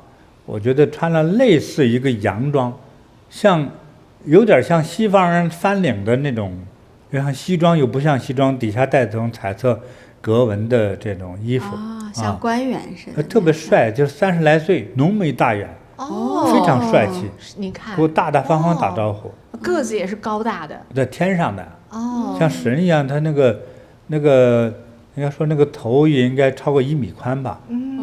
对，他是大个子，哪是小个子呀？对，他不是个老头或者是矮的，不是那样。哎呀，我们长见识了，感恩师傅。那是通过中国传统的有些小说啊，《封神榜》啊，《封神榜》中有土行孙，他在土地里一说就土遁就走了，只要有土，他就在土中飞翔就跑了。由此推论说那个人就是腿短。所以在地下头迈不开腿啊，那你认为迈不开腿你说你认为迈不开腿，其实他不需要迈腿，对不对？也是大长腿。所以这个土地神不一定是矮个子哈，这个一定要弄清楚，也不一定是个老人的样子。好的，了解，感恩师傅。好，那大年30就是这个祖先，还有这个土地公哈，我们也要去。酬谢也要祭祖，那就到晚上就团圆饭了哈。对，对。对，祭祖不光是就是祭祖，还有土地公公，还要应该去自己的道场啊，对自己常去的佛堂啊，要去拜一拜啊。接下前面咱们讲了哈，对，这个神灵类的第一位是谁呀？灶王爷，灶王爷、灶王奶奶，对，人家是一对儿哈。对，一对夫妻神。这你供夫妻神，就代表着你呢，家里也会成家立业，和睦的，成家立业，子孙兴旺还是有饭吃哈。是，对。那接下来刚才讲到哪的神呢？土地公，前面还讲了一对门神，门神，从门神到了土地神，对，这是中国传统的这样的概念哈。其实中国它原始来说是个多神论的一个民族，对，多神论。比如说你睡觉那个过去是炕嘛，就是用土和砖垒出来的睡觉的地方。是。后来这个床呢是一个木板，可以搬着走，对不对？但是炕不能搬走。如果不能用就拆掉而已。知道吗？那个炕神还有。对。还有炕神。对，还有灯神。对。还有那个炕上放的大柜子哈，还有柜神。还有柜神。我没听说柜神。是。还有柜神。我不知道有没有碗神哈。对，这个挺好玩的。是这样。那这个，比如说人体来说，这个内脏哈，这五脏都有神。在过去我们学过那个佛咒学说的时候啊，他比如说你胃病嘛，我对着这个佛咒是代表这个胃的神嘛，我只要写出他的名字来，对，给他烧了，喝了就好了，就把这个烧的这个黄标纸的灰和这个清水拌在一起，再念咒之后喝了，一般胃痛胃病就好了。它挺起作用的。在古人认为他这每个内脏都住着神灵，就跟他沟通好了。就你肚子总痛，是这个胃神对你不满意或者在抗议。对。我们就给他说和安抚，安抚完之后，把这个符烧给他，他就喝了，就起作用。你等于和这个胃神沟通了，就大概这个意思哈。当然，人体还有这个元神。对，元神最厉害。对，元神代表你的生命啊，生命之神。是。对。万物有灵这样子。对。所以在宏观上说，我们家里的这三类神灵，我们都敬到了哈。敬到了之后呢，接下来就是你的信仰的神。就皈依恭敬追求的神灵是啥？对吧？也有信耶稣基督的。也有信道教三清的，也有信道教某位大师的，因为中国的神都是人变成神的，这信某尊大神，比如说信八仙之中铁拐李，什么吕洞宾，对，后来还有道教名师啊，什么这个王重阳啊之类的，丘处机啊，对，张天师，对，他也有个别信仰的这些，这是接下来就是你要礼拜的是你信仰的神，或者佛菩萨，对，那也是在这个30晚上，30晚上，对，30晚上团圆饭，或者是。因为每个地方也有点差别。30晚上团圆饭是天黑大约8点钟左右，对，全家人吃团圆饭。对，有的人是在吃团圆饭之前，开始祭拜的是你的信仰的神灵，全家老小一起去叩拜，也一样上供，上香上供祭拜，还有的呢，分南北方哈，还有的是反而是在这个。到了5月12点之前，就是真正的新春新年来临的之前那一刻，来祭拜。祭拜完了之后，就开始那个钟声到了，12点整那一刻，12点整过了之后就是第2年嘛。对。也有这样子的。那你看你们家是用的哪个时间？总之就是大年30还是要去拜佛拜神的。大年初1也要再拜一次，对吧？一早上起来，当然一般都是哈。像我妈呢，就是说在我们晚上吃团圆饭，就是30晚上那个晚餐。像我们家不会，因为那时候在乡下农村的时候，他不会说在晚上12点，30晚上12点之前有一餐饭，我们家没有的。像我们家那个晚餐就大概就8点多钟。对。那吃完了之后，再下一顿饭哈，就是第2天黎明的时候。我们家第2天那顿饭吃的比较早。就到了初1早晨大约5点钟左右。要吃早。为啥呢？古人吃叫那个早晨那个饭呢叫起5经。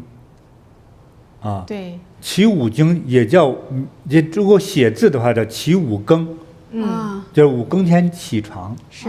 你越早起早发，晚起晚发，不起不发。对，起呀，起来呀。是。太阳每天从东方起来呀，对不对？对。你蒸馒头，你的面发起来呀。是。对吧？你的事业兴旺起来呀。孩子成长起来呀。是不是都是与起这个字有关系，对不对？所以的话，要早起。我妈就说要早起。就是起5经，起来之后，吃一顿，就是新年第1顿饭就是吃饺子。叫起5经，煮饺子吃。在这个煮饺子你在人吃之前，一定先敬神。你前面说的3类神。还再加上你信仰的这个神。像我们家可能敬了3类神，就是。大概就是你这都敬到。你这些饺子自己先不能吃，都敬到，而且不吃啊，真供到那里去。真供。那么剩余的部分，它是家人来吃。你不是说供一供，一会儿端走了我们吃去吧？说不行，要供那儿别动，一供至少3天以上。要过了初5才行。才能吃是这样的。那敬神的那些饭反正神不会直接拿饺子吃嘛，所以那个放几天之后呢，过了初5，冬天如果没有坏，那初5之后，家人就吃了它。有点啰嗦这样。听明白了，对，听明白了，对，这个很重要啊，对，敬神可要敬道啊，是，对，先敬神就是提醒大家，敬神的话呢，你要想得福气，一定要真诚恭敬，不敢胡说乱道，一定要真诚，一定要真的恭敬，开不得玩笑，就是你家的吉凶祸福，在这个过年的这几天当中，尤其是敬神的时候，就开不得玩笑。不能马虎。是明白了，感恩师父。那我们讲了好多，就是春节我们该做的哈，好事要多做，吉祥的事要多做哈。对。那我们还有听说，就是说这个春节呀，还有些事好像还是要忌讳的，要最好不做啊。对，就是比如说就是刚才我们说那个灶王爷有那个善惯恶惯哈，那老骂人，老说不好的话，是春节的这个期间，是不是就还是最好不要做？对，这是有禁忌的。春节尽量善良，尽量善良，说好话，就是坏话、脏话、生气的话不出口。还有一些字儿，其实老人都跟我们讲是挺忌讳的。对，不能说死啊、走啊、丢啊、破呀。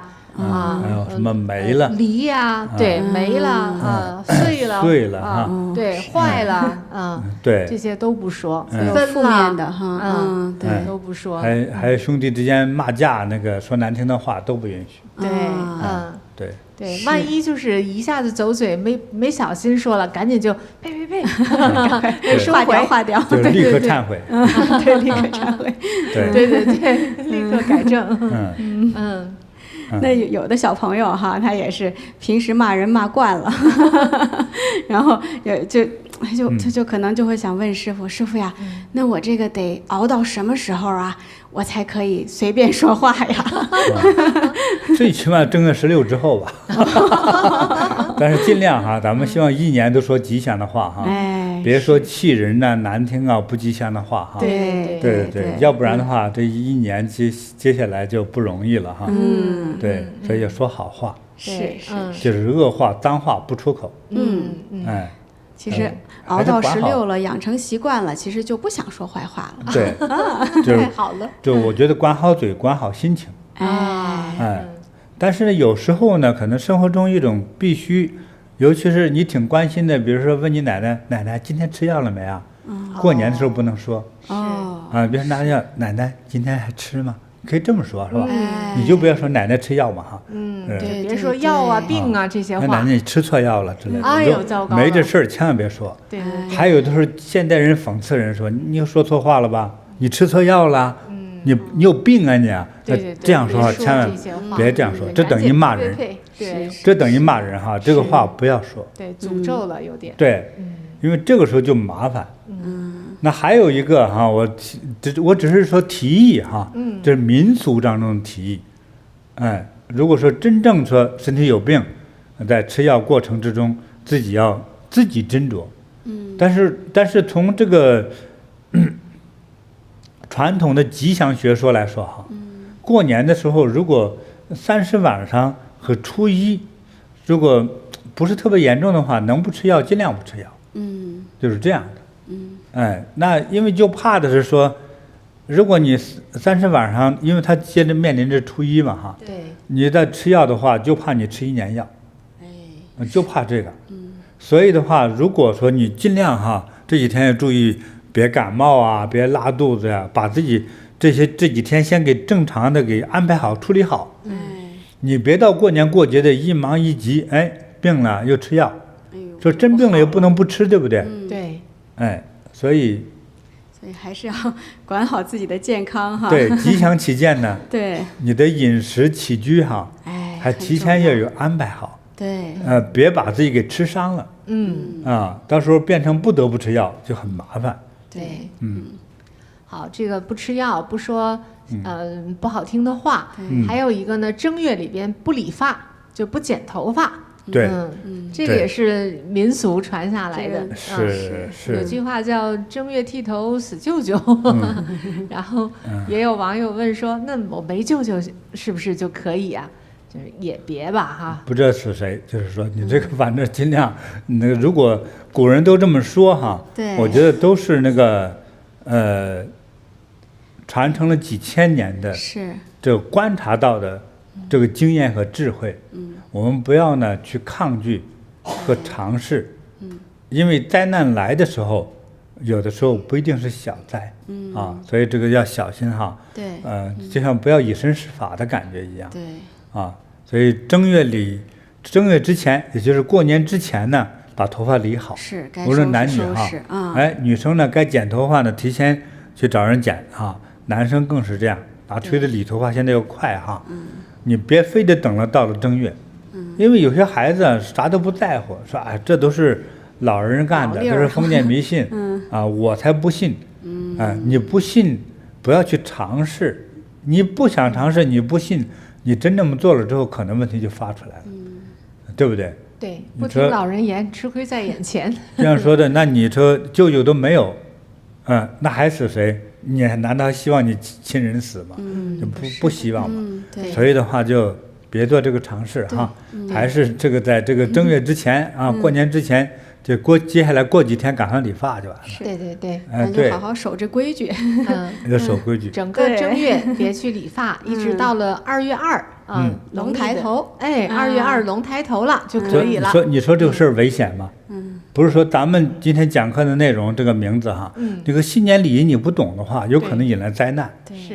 咱比如说正月里头理头。理了头就死揪这个事儿哈，如果你真理了头发，你就真死了，但你很尊敬他，你后不后悔吧？后悔一辈子啊，一辈子解不开，甚至自己都精神病了都，真的能把自己气死了，是吧？真的。所以的话，那你舅家的那些你的表姐表哥们，那怎么看你了？对吧？跟仇人一样嘛，哈，对，好，这个正月不理发哈，这个还是要去守规矩的。对。然后还有一个就是说是正月从初一开始吧，初一、初二、初三、初四这几天别别扫除，别去做清理的这些工作。对，咱除夕就都扫干净了。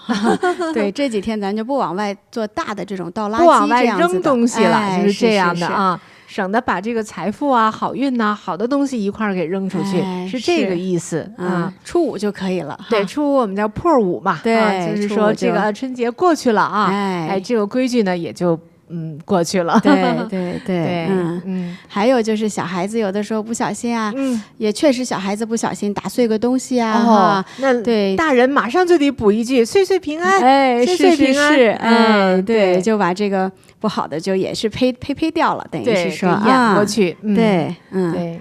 那除夕晚上呢，我们也尽量不要早睡哈。除夕我们都有这个守岁，一直等到那个12点，因为那一刻才真正的是辞旧迎新嘛哈。对，它代表着对新年的一种非常美好的期盼哈。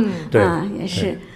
也是刚刚师傅讲的，在那之前我们去拜神佛呀，拜对上香啊哈，过后呢，新年到了，再感恩神佛哈，这个时候也会跟家里的老人磕头啊，说新年好，祝老人健康长寿哈，对，说吉祥话，对，这就是大年除夕了，对，是。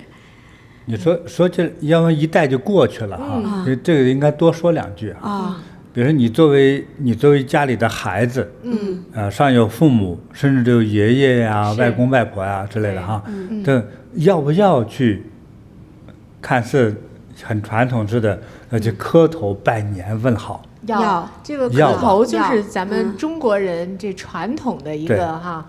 这个时候就讲辈分了，对，这时候讲辈分了哈。那通常呢，最小的孩子他不知道或者也不好意思这么做。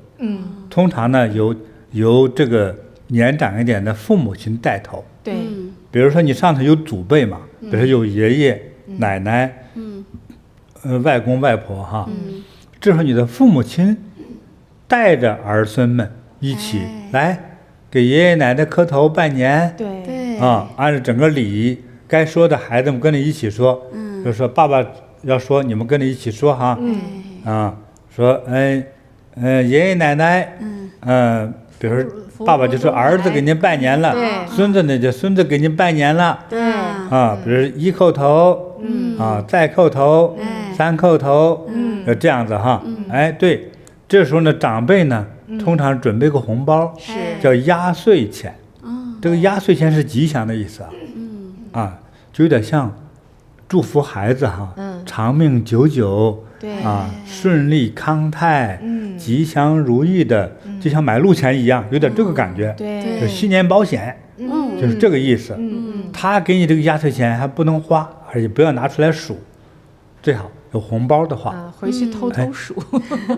你忍不住数也可以吧，但是尽量把这个通常压在你的床脚下头是，就是床垫下头或者褥子下头。那个岁呀。最早的时候压岁钱不是年岁的岁，岁是那个鬼鬼祟祟那个岁，对，那个岁代表邪气作祟，压岁钱压住邪气，有意思了吧？是这个，这个很重要啊，很重要呀，健康成长，平安成长。所以呢，记住哈，长辈给儿子，儿媳、孙子孙女等等的，要都给压岁钱。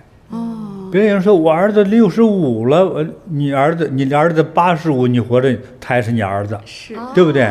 他给你行礼，你就给压岁钱，对不对？是，那不是挺好吗？好，对吧？那孙子呢？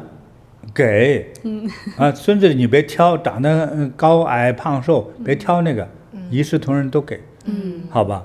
这时候只说祝福的话，好吧？这时候这个儿孙。去这个拜年给长辈拜年的时候，是不是也有一些红包和也要给礼物的敬献的哈？对，如果有的话也一样。所以新年的这个礼物呢，从中国人来说，尽量通常用红纸红布包的，至少有红色元素在里头。比如有些设计挺好看，只要有设计挺好看，肯定不是一张大红布，对不对？它有设计的概念。但是中国人设计新年的这个礼物包装上一定是红色元素居多，这也可以的，也是。所以呢，就是孝敬长辈哈，一定也是有礼物的。哎，看你老人喜欢啥，需要啥，爱吃啥，通常就是这样。吃的呀，穿的、用的呀，哈，对，都是可以的。但是也要实惠实在的，别来虚的。哎，老人那个时候全是实用的，没什么虚的。对，所以长辈这个孝敬哈，孝敬供奉这个意识，一定要明白这一点。好。感恩师父。好，说到这个团圆饭，这个年夜饭，师父咱们说说这个美食吧，都吃什么？吃啥啊？好。这北方的一定要吃饺子，对，那肯定啊，不吃饺子不像过年哈。对，长大的，对，一定要吃饺子。哎，那北方人为什么非得吃饺子呢？为什么吃饺子哈？如果讲寓意的话，其实很多一代代就这么传下来了。对呀。要讲寓意的话呢，就是我们可以理解为这个饺子呢，它也像古代那个元宝。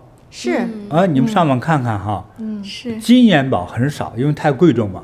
就银元宝，做的像一个胖嘟嘟的小船。哦。哎，这个有些饺子包出来就有点类似这个形象。对，就这个意思。对。招财进宝。对。真好。对，元宝饺子我们叫，哎，对。那么还有一个呢，就意味着包容。包容，因为是心胸博大。你看什么馅儿都有嘛。对。你说你们家包过什么馅儿吧？饺子？最常见的白菜猪肉啊，鸡蛋韭菜呀，对，还有胡萝卜馅儿的也有，芹菜呀，豆角。对。其实没有标准，对不对？对，没有，什么都能。对，包啥吃啥。对，非常有创造力的。现在说20年前啊，1990几年那个时候，已经不是20年了。30年前。30年前我就吃到了一种奇葩的这个饺子馅儿，啥？就是用青椒剁碎来包的。你吃过吗？我后来90年代吃过。我觉得真不太好吃。对，我觉得怎么发明的？还有一场更好玩的，在青海青海人包饺子不多。青海包饺子呢，包的竟然有马铃薯的馅儿。这个意大利的饺子，外国的，对，它是面糊糊的。我说面糊糊的，对，还有混了一些油脂，混了一些油脂。哎，完了之后包的，哎呀，吃到嘴里就像酱子一样。对，这啥呀？这是。意大利饺子也那样啊？意大利的饺子，意大利人也包饺子。就是他们就是那个。土豆泥，放点黄油还是什么？那准是给青海人学的，那包的那都是土豆泥，混了一些什么？一些佐料，像有一些奶渣啊，对，那些油脂哈，混合的那样子的哈，咬了之后啊，就张不开嘴了，就粘住了的感觉有这种感觉哈，其实不是特别香，就是对，所以这个饺子呢。什么馅儿都有，对，这是你的心胸博大能善于包容，包容就是宽容呗，对不对？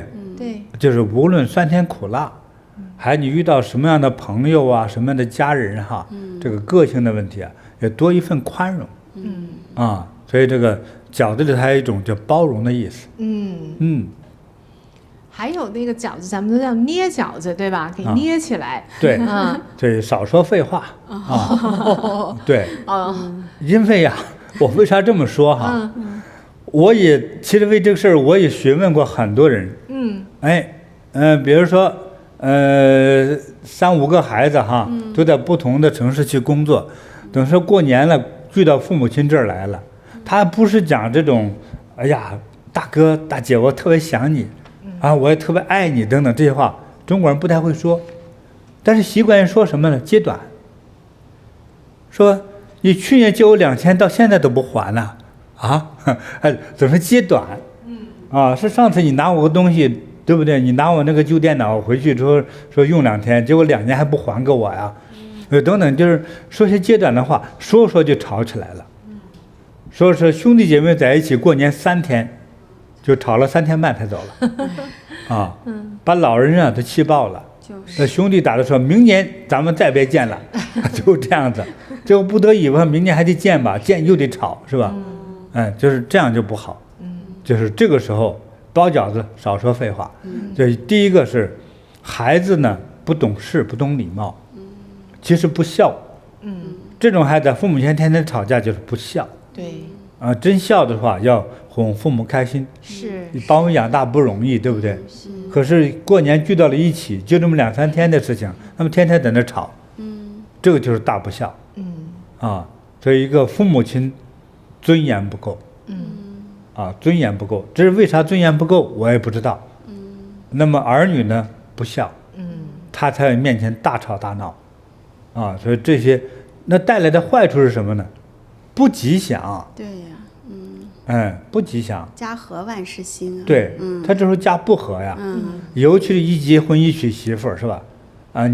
你如果算还有心胸，你娶个媳妇儿也好，找个姑爷也好，心眼再小点，各自瞎算计，一家人就不愉快，就完了，就闹崩了，是不好。所以吃了饺子就少说废话，然后心胸博大包容，对，宽容，一家和睦，这样才能招财进宝哈。对，是吃饺子很有意义啊，我们今年还得吃饺子。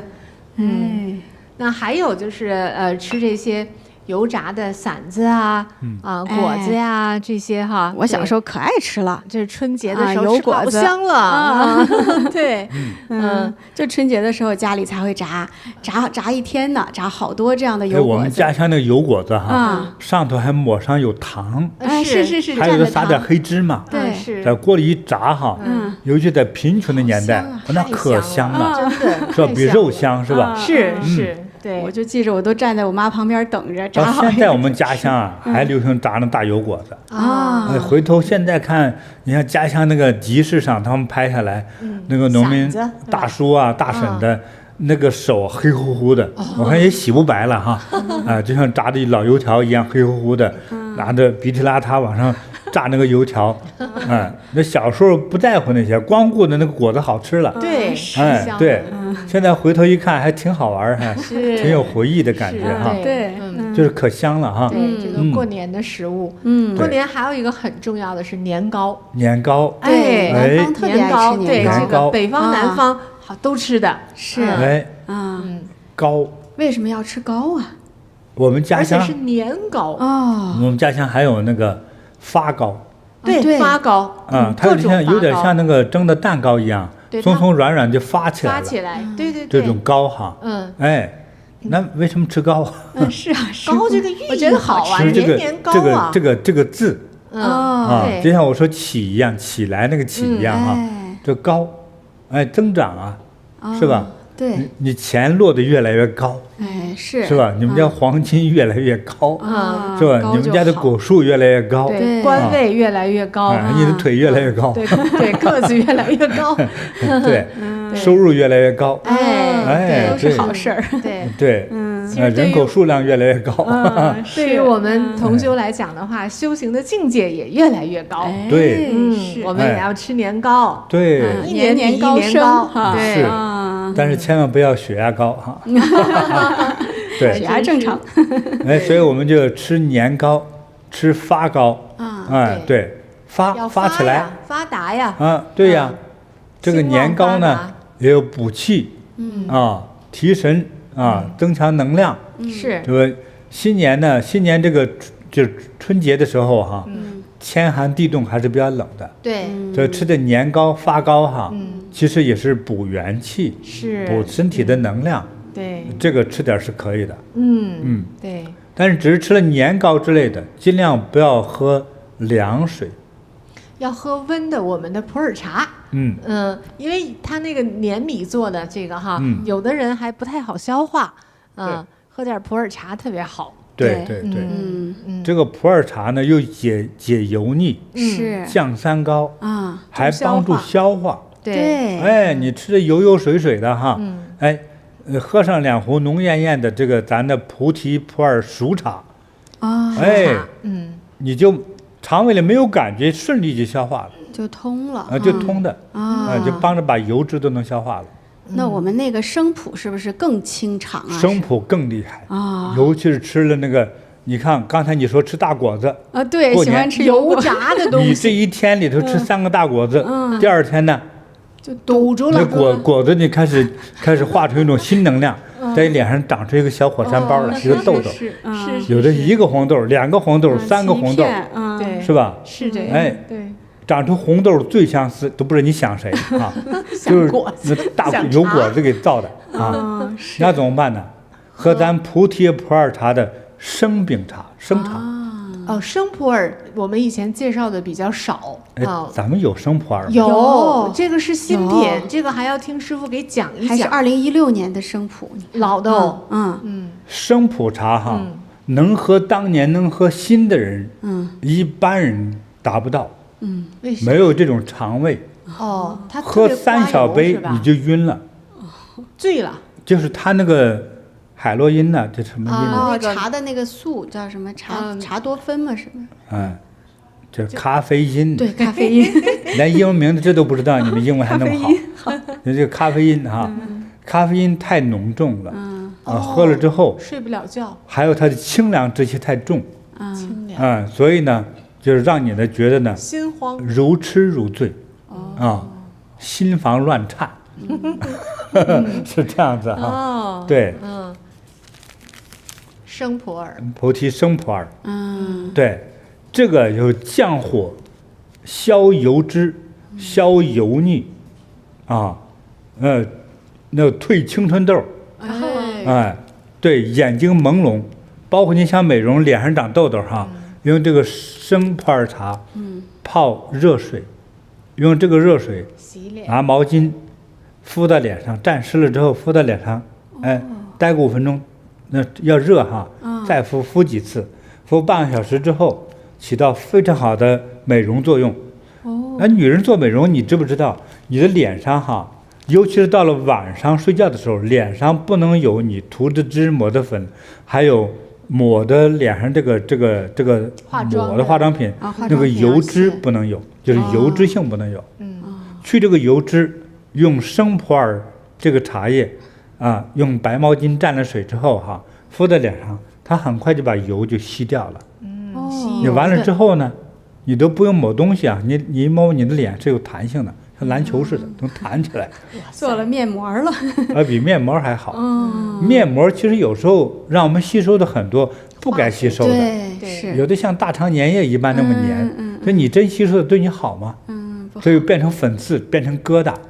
用菩提普洱茶这个时候，给你连肠子都能清了，那清你脸上几个包、几个痘和那些脂肪的东西就给你吸走了。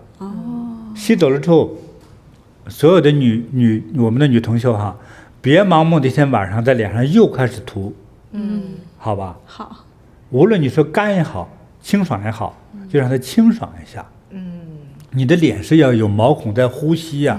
刚把它给清爽了之后，你啪说又一层油，说老娘有钱谁怕谁呀？使劲往上抹，最后其实你的脸哈都抹得过敏了，因为脸不会呼吸了呀。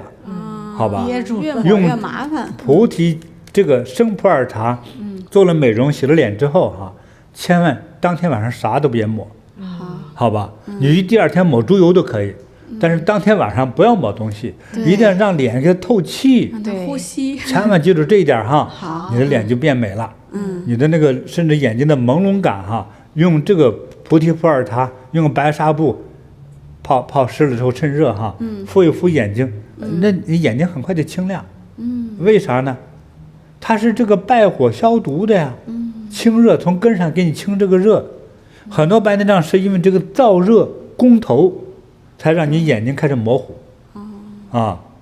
你再喝上2杯喝上2壶，再拿这个再敷一敷脸，捂一捂眼，哎呀，全身清爽，眼睛明亮，皮肤呢清爽干净亮丽。吹弹可破，但是怎么弹也破不了，好吧？好，最佳美容就是这么好内敷外敷都好。这个就讲这么多吧。好，感恩师父。生普洱我们又认识到了。对，尤其是我们吃的油过多的时候。对，就是普洱茶生茶绝对当年不能喝，太壮。我们这个有几年了哈？这是16年，16年，8年了，8年了啊！哎呀，那个味道好极了，很好。对，放了8年哈。当年一般就前3年以内喝着壮的你受不了，心脏难受。多放几年清爽宜人。现在它成熟了。对呀，去肝脂肪，去这个三高，特别好哈。好的，好的，好的。对。那我们接着说，我们这个过春节的时候，还有一个经常会吃到的是八宝饭。这个也是应该也是补气的，像师傅说的哈。对，它这因为主要是糯米嘛，糯米对，再加上红枣、栗子呀、莲子啊，对，莲子、花生，这都是非常好的寓意啊。是，对，莲生贵子啊，对，八宝饭都是这个家族事业各方面都兴旺的意思。对啊，对。兴旺发达，红火，对呀，甜甜蜜蜜。红枣首先是吉祥，对不对？枣红早发的意思。对，对呀。刚说早起，莲子呢，莲生贵子。对，对不对？花生呢，生孩子的时候啊，花着生。对，又生男又生女哈。对，栗子就更是了啊，有利生育。对，利于生育。栗子本来就补气。是的，对。那我们也说一说东南亚，我们像在新加坡、马来西亚哈，他们就很喜欢吃这个盆菜。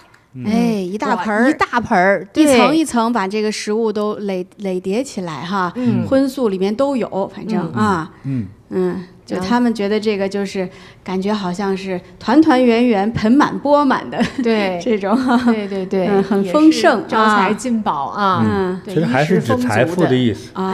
对啊，盆满钵满是，那是财富嘛。对，所以呢，他用盆或者用锅来盛。那感觉还挺好的哈。也是一家人围着，非常的好。吃那个就像吃了个大锅饭。是，对，这个挺好的。对。那东南亚还有的就是捞生啊，尤其是在初七的那一天，正月初七，也是大家围在一起哈。也是各种，一般都是7种东西，是吧？对，7种也是很多蔬菜丝儿、胡萝卜丝儿啊。对，这样子。然后他们有这种寓意，就捞得很高，然后就是说这种生啊、旺啊、越捞越旺、喜呀，也是这些吉祥话，也是这种预祝一年哈好收成啊。对，捞生嘛。对，他那个其实有点就是在海边文化的那种感觉哈。在海边里头，他靠什么呢？靠渔猎生活，就能捞到更多的海洋的食物，是吧？所以叫捞生，对，所以的话就是这个就是还是能够期望有饭吃，对，新年哈，就是多收获，对多点财富，就这意思，用初七这一天呢，七是寓意着起的意思。起有起的意思，起个好头，能起来，发达，就是这个意思。好的，所以这些新年的食物都有着非常美好吉祥的寓意，都是为了生活，还有都是为了健康和吉祥。那对，为了说到健康，也是师傅不断的在给我们的网友介绍健康养生的这些食谱哈。所以我们春节的时候也要吃的健康，也要注意养生。是，对，千万别因为过节就暴饮暴食，吃的太多不好消化。刚才讲的这个普洱茶、生普洱啊、熟普洱啊，哈，这个都是我们离不开的，帮助消化油腻哈，非常的见效。还有师傅还有讲过这个腊八蒜，对，醋泡蒜啊，这个也很解油腻，消脂解腻哈，降三高也是，特别好，对，你看师傅现在这个茶壶也是很美的，很美吧？哎呀，这个亮亮的绿色哈，对。这也是我们菩提的新品是吧？是，也是今天新上架了哈。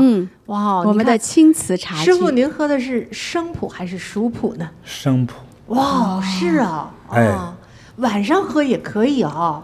我是可以。那看习惯，看我们的人群的习惯了。对。像生普呢，通常是能喝茶的人，尽量是上午。或者中午可以喝哈，上午和中午，像傍晚和晚上就尽量不要喝了。但是呢，这个如果不是，因为也有对茶特别敏感的人，那特别敏感的呢，就是哪怕熟茶20年老的熟茶，他喝了之后也会有点反应，比如睡不安，睡得不太踏实啊，啊，那因为多敏感的人都有哈。那个比较少。那比较少。对，喝咱们菩提的这个普洱茶的，我们都喝了10多年了嘛哈，师傅介绍。对，都非常好。下午都可以喝。都可以，非常好。对，基本不影响睡眠的。但是咱这个生普呢，尽量放在这个上午喝，应该说中午2点之前喝，就比较好。所以你特别能喝茶的人，那什么时候那都没关系，没界限的哈，什么时候都可以喝。对。普洱茶现在还是在世界上华人圈里都很受欢迎的。其实很多西人也喝普洱茶啊。普洱茶饼也可以作为很好的春节礼物。对，其实普洱茶我给大家也再多介绍几句哈。因为今天有很多新朋友来一起来听看哈。就是普洱茶是在比如说中华大地上哈，中华内地这个地区呢，是这20年才流行起来。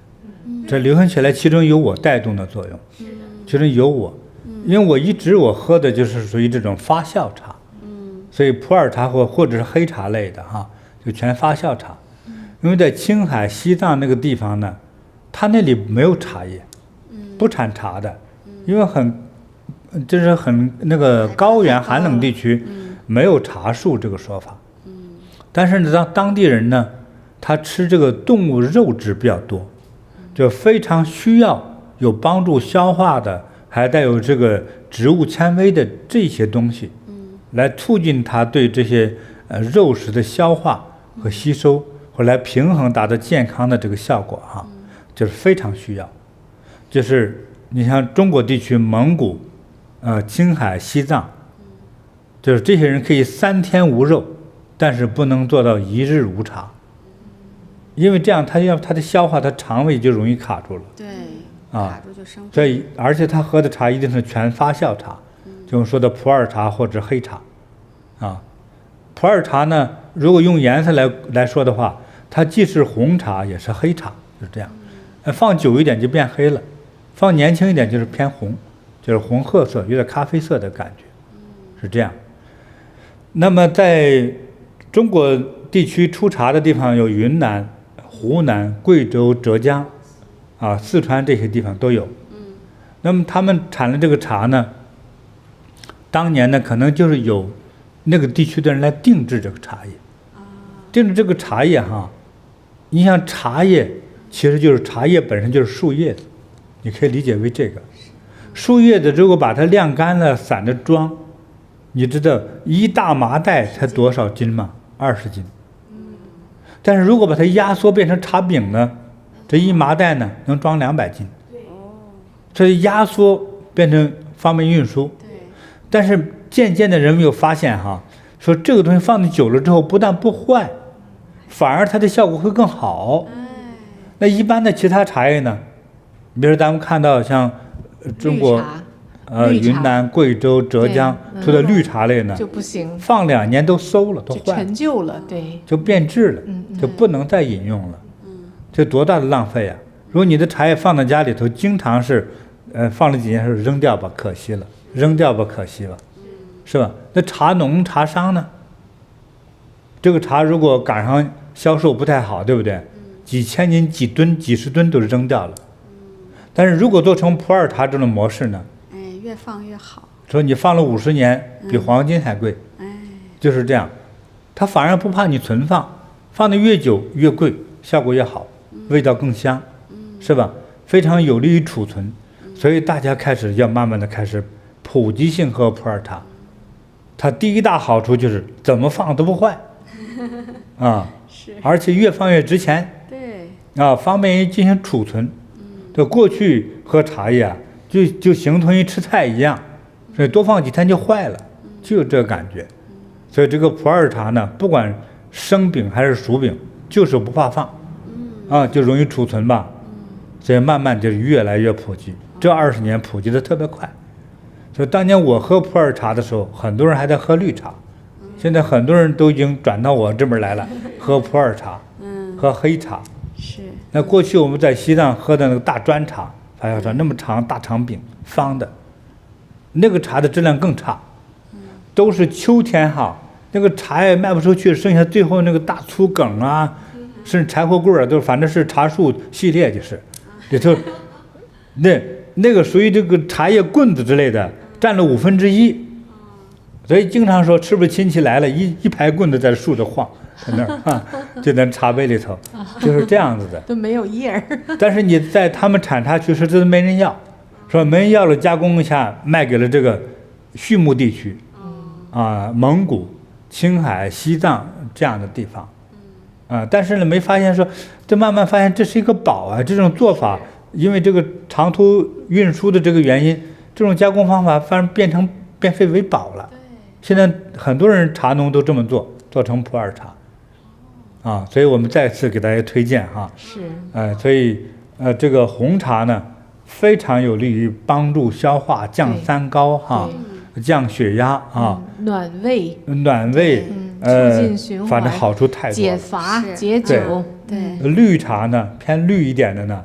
尤其是对于这个脂肪肝呐，这些东西哈，清油腻哈，那是效果太好了比药还好，它也没什么副作用。对，这个非常推荐大家再多试一试哈。好，对，我们有生普也有熟普嘛哈。对，师父以前说，我记得熟普主通，就是能够让人通经活络，那生普主清。对，就是清肠胃，特别特别好啊。对，谢谢你的记性哈。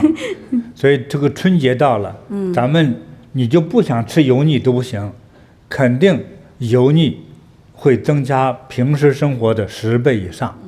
所以呢，喝这个普洱茶是大家必配的最佳的这个食物伴侣。对。还不光自己喝，其实送给亲朋好友啊，也是特别好的。自己健康，让朋友家人都健康哈，这是最好的礼物啊。还有送给亲朋好友的好的礼物，就是师父手里这个杯，这个茶具啊，这个茶具、茶壶，对，这也挺好的，对，多高雅呀！你这个壶它寓意的呢，这是发达的意思呀。是，这是发达。壶就是首先是和。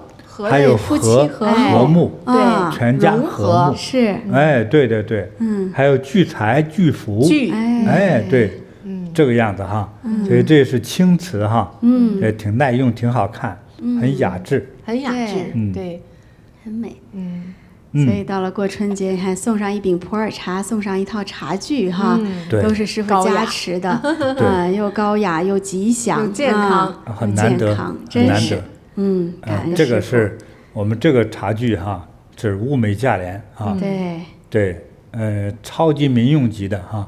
对，可以，这是最好的一个实用品。这个都是一壶配2杯哈。是可以，就是我们在慈悲音上都是单独的，就是大家可以自己去配。想买几个杯、几个壶都可以啊。太方便了。对，好的，那师父，我们也总结一下今天给网友们介绍的这个春节要懂规矩哈，才能获得健康吉祥哈。好，对，真的是很受益，我觉得听师父讲了之后，对，就是敬天爱神呢哈，对，先是要对护佑我们的灶王爷爷、灶王奶奶，对要敬拜，对还有这个土地公、门神，对，要扫除啊，是，然后贴上新的春联、门神，对，对，还要去，最重要的是要拜自己的这个信仰的佛菩萨呀，信仰的神呐，这样子啊，对，心怀恭敬、感恩，这个时候很重要其实讲到说我们自己信仰的，像我们菩提的同修都信仰佛菩萨的哈，如果有道场的地方的这些同修们，就回到我们的禅堂来，在这个大年30或大年30之前这几天啊，回来好好的拜拜佛，是啊，拜佛光，对，供佛啊，也供养塑佛菩萨金身，点灯啊，把这些功德都做好，因为不是玉皇大帝都派天神来看我们嘛哈，对，我们把这些要做好，然后辞旧迎新，迎来一年的这个好运势。是，那2024年呢是这个龙年嘛，对那师父前面有讲龙年运势的时候，有几个生肖是不太顺利的有属龙的、属狗的、属兔的、属牛的。那这几个属相的呢我们还没有点这个太岁安太岁灯的，对，赶紧到我们的禅堂，或者是到我们的这个菩提禅修学院的网站上啊，为自己安太岁，这样呢就祈请一年呢平平安安啊，太太平平的过来啊，对。而且还有我们这个塑菩萨金身也是特别特别的重要哈。对，这个师父专门为大家开放的塑千手观音菩萨金身哈。对，说尤其在龙年，千手观音菩萨会特别的护佑我们护佑这些犯太岁的这些朋友们哈，是化解那些冲煞的能量。对，其实千手观音护佑我们能够获得一切的美好哈，心中所求啊。那其他属相的呢？每个人其实都会祈请新的一年有一个好的运程。对啊，那我们就可以到学院网上点这个祈福灯，或者到禅堂里都是可以的啊。对，那我们祈福灯呢也是啊，你有大的心愿就点更长的这个时间的灯，对啊，或者多点几盏啊。那小小心愿呢，可能佛菩萨一下子就帮你完成了啊。是，对。点灯供佛供养塑菩萨金身，这个都是我们在这个新春佳节来临之前都应该做好的。对，就这段期间真的是想要特别好的多做好事啊，多做吉祥的事，多做功德哈，为来年的这个运气积累一份很好的功德的能量哈，也是祈请佛菩萨师父的加持。对。好，师父，您刚才一开始讲到这个灶王爷、灶王奶奶，他们不是有拿个善罐跟这个恶罐吗？当时我就看到您这桌上今天有一个罐儿这个一个大宝罐儿啊。对师父能不能给我们网友也介绍一下？这个新年来了哈，这个灶王爷、灶王奶奶哈，他们两位使者哈，每个人拿个罐子。这个罐子不同哈，这个大家先看这个，首先它大小哈，不是很大，10多公分高，有时候它有点方的，但是圆形的这种方，上头呢比较大，底下变窄一点，这个呢就是一个很特别的一种方罐哈，这是陶瓷的，上面这些图案呢，就是这个内行人称这个叫五彩，陶瓷的五彩，在明代的时候，五彩呢，就是做出来就是已经就它的制瓷工艺很发达了。比如说它这个红色或者绿色或者黄色，你希望它烧制出来是那个颜色啊，等烧完了之后它变色了，因为通过这个高温之后哈。你原来期望的这个颜色，它烧出来不一定是那个颜色。还有呢，你画出来这个图案，当给它进行加工加温之后，这个釉质你可以理解为玻璃质，知道吗？当温度稍微高一点，它就溶解了，所以龙不像龙，成了花一片。明白了哈？所以它就变形了，所以很难烧。第一个叫变色，第二个变形，这是图案上来说。那么还有温度稍稍不对的话，这个罐子本身，这个罐子罐体还变形。等烧完了之后，这都没变形，而且画的红的，烧出来就是红的，绿的就是绿的，这个图案也没变形，颜色又是期望的颜色，这种太难得了，它的成功率是1%。做了100个罐子，有1个能成，他们觉得哇，很好了已经。不容易哈，对，所以这个呢，它是皇家的，这个底下有在写着，当然也有人说做假的是也那么写，当然做假它就模仿是真的嘛，这个是真的啊。大明万历年制是吧？对，大明万历年，那个万历皇帝啊，他上头画这个龙凤哈，他上头是龙凤图案，每一面都是龙凤。一对龙凤你看一下哈，它这个龙凤呢，这个像这面这个龙是用青花，也就是蓝色料，对，蓝色料来画的，看了吧哈？看到蓝色料。那明代的龙的头发哈是立起来的，是向上基本上垂直立起来的，这个头发这里哈是立起来的，对，那这个这个蓝色的就是青花料啊。对，龙凤。那这时候这个龙凤寓意着什么呢？所以中国那句话叫龙凤呈祥。对，龙凤呈祥就也代表着阴阳和和。阴阳在家人来说的家庭呢，就是夫妻和睦。那这个夫妻和睦都可以用龙凤呈祥来表示。用词的时候，龙凤呈祥，上至皇帝，下至黎民都可以用这个词。龙凤呈祥，夫妻和睦。这也代表着男女的意思。这个男的呢就是龙，女的为凤。是。对，这个凤呢像一个鸟状的这个感觉哈。对，所以凤的尾巴呢，你看有绿色、红色、蓝色、黄色、绿色，五彩哈。那个翅膀是有蓝和红。对。好细致啊。对，这一面呢哈，这是这个面。如果再换一个面呢？红色的龙。这个龙就变成红色的了。对。是吧？对。再换一面呢？这个龙变成什么颜色？绿色了。龙了，青龙。是吧？这个绿色的，这叫青龙。这一面呢？红龙，赤龙。其实是有点红黄色。它有点像红黄龙色这样。对。你这是什么意思吗？四海龙王。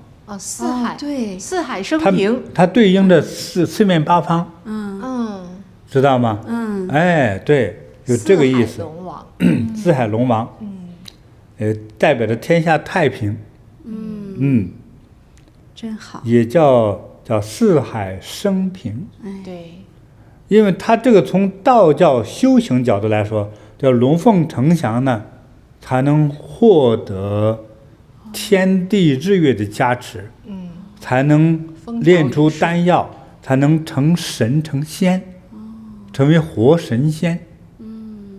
这是真正的最深的寓意在里头，这里。知道了哈。这万历皇帝修行其实超过30年。他是修道教的法门。这不会是他放丹药的罐儿吧？这个是有可能。是啊。因为他做的这个是很难做出来，这颜色是古代烧的时候非常艰难。对。这上头拿一个塞子把它塞住，放的丹药，修行用的药。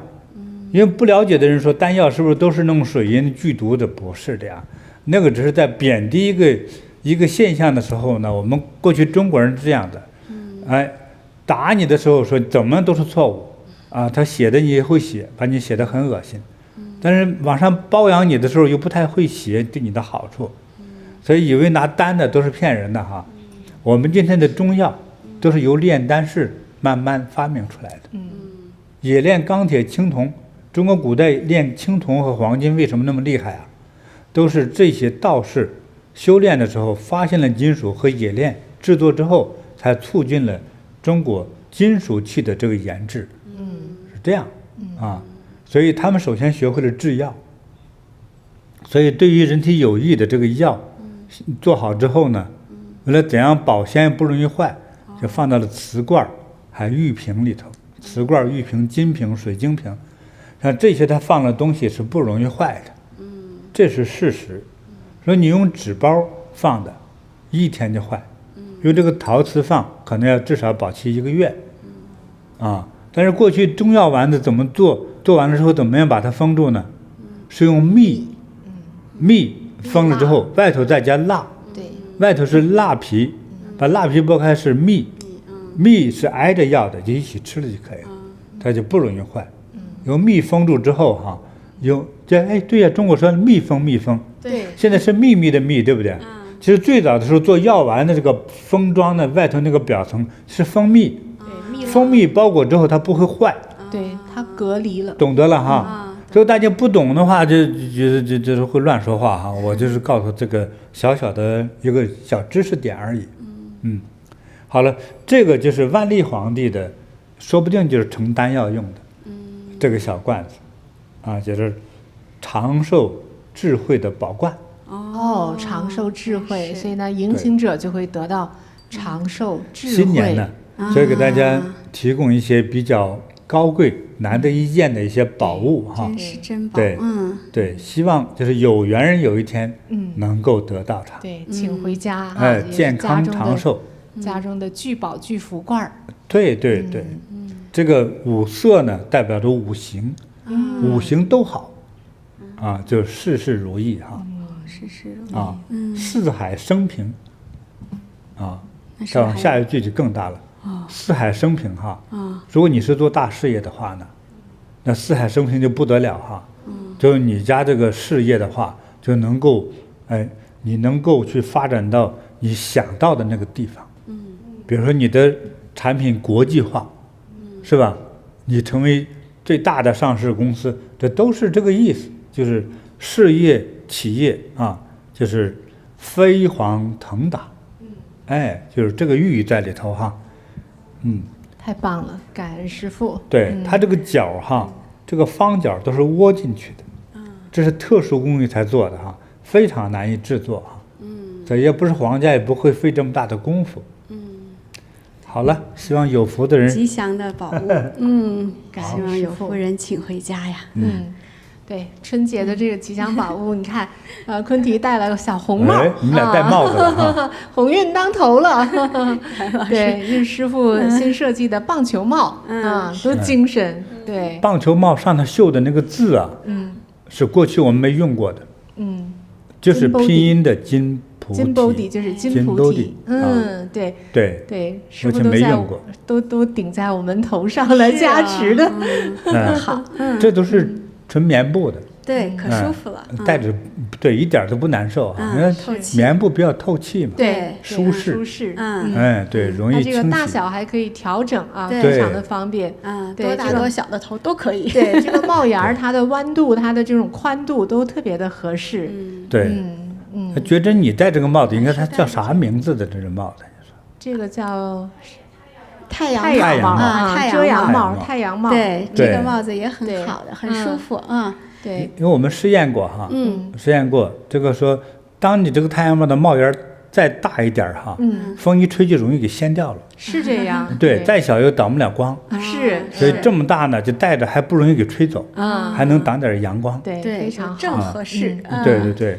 所以呢，这个呢，你带着它走个路啊，逛个街呀，走个八卦都挺好。对，非常实用，又很时尚又美。是。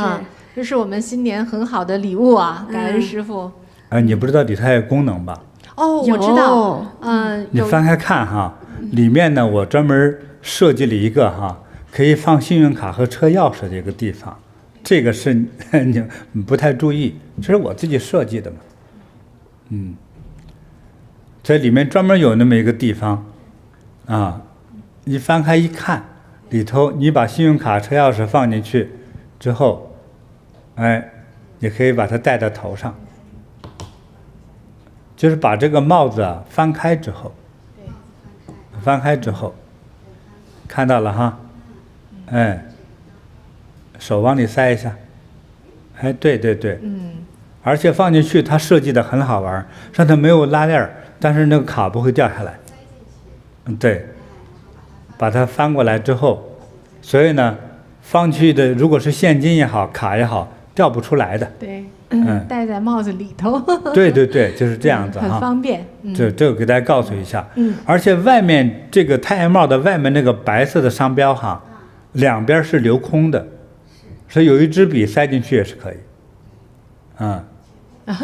对，你看，是故意这么留的，实用，就它增加了一些功能性，对，好玩吧？是，对，这是棉布的，这个也是，金菩提，金菩提，英文呢，对，对，这用这个名字比较少哈，这边还有字呢哈。对，这个 make life meaningful 就是让生命有意义。对，对，我们希望让生命有意义。感恩师父的祝福。所以呢，做就是2款帽子，对，给这个特别需求的人哈，这。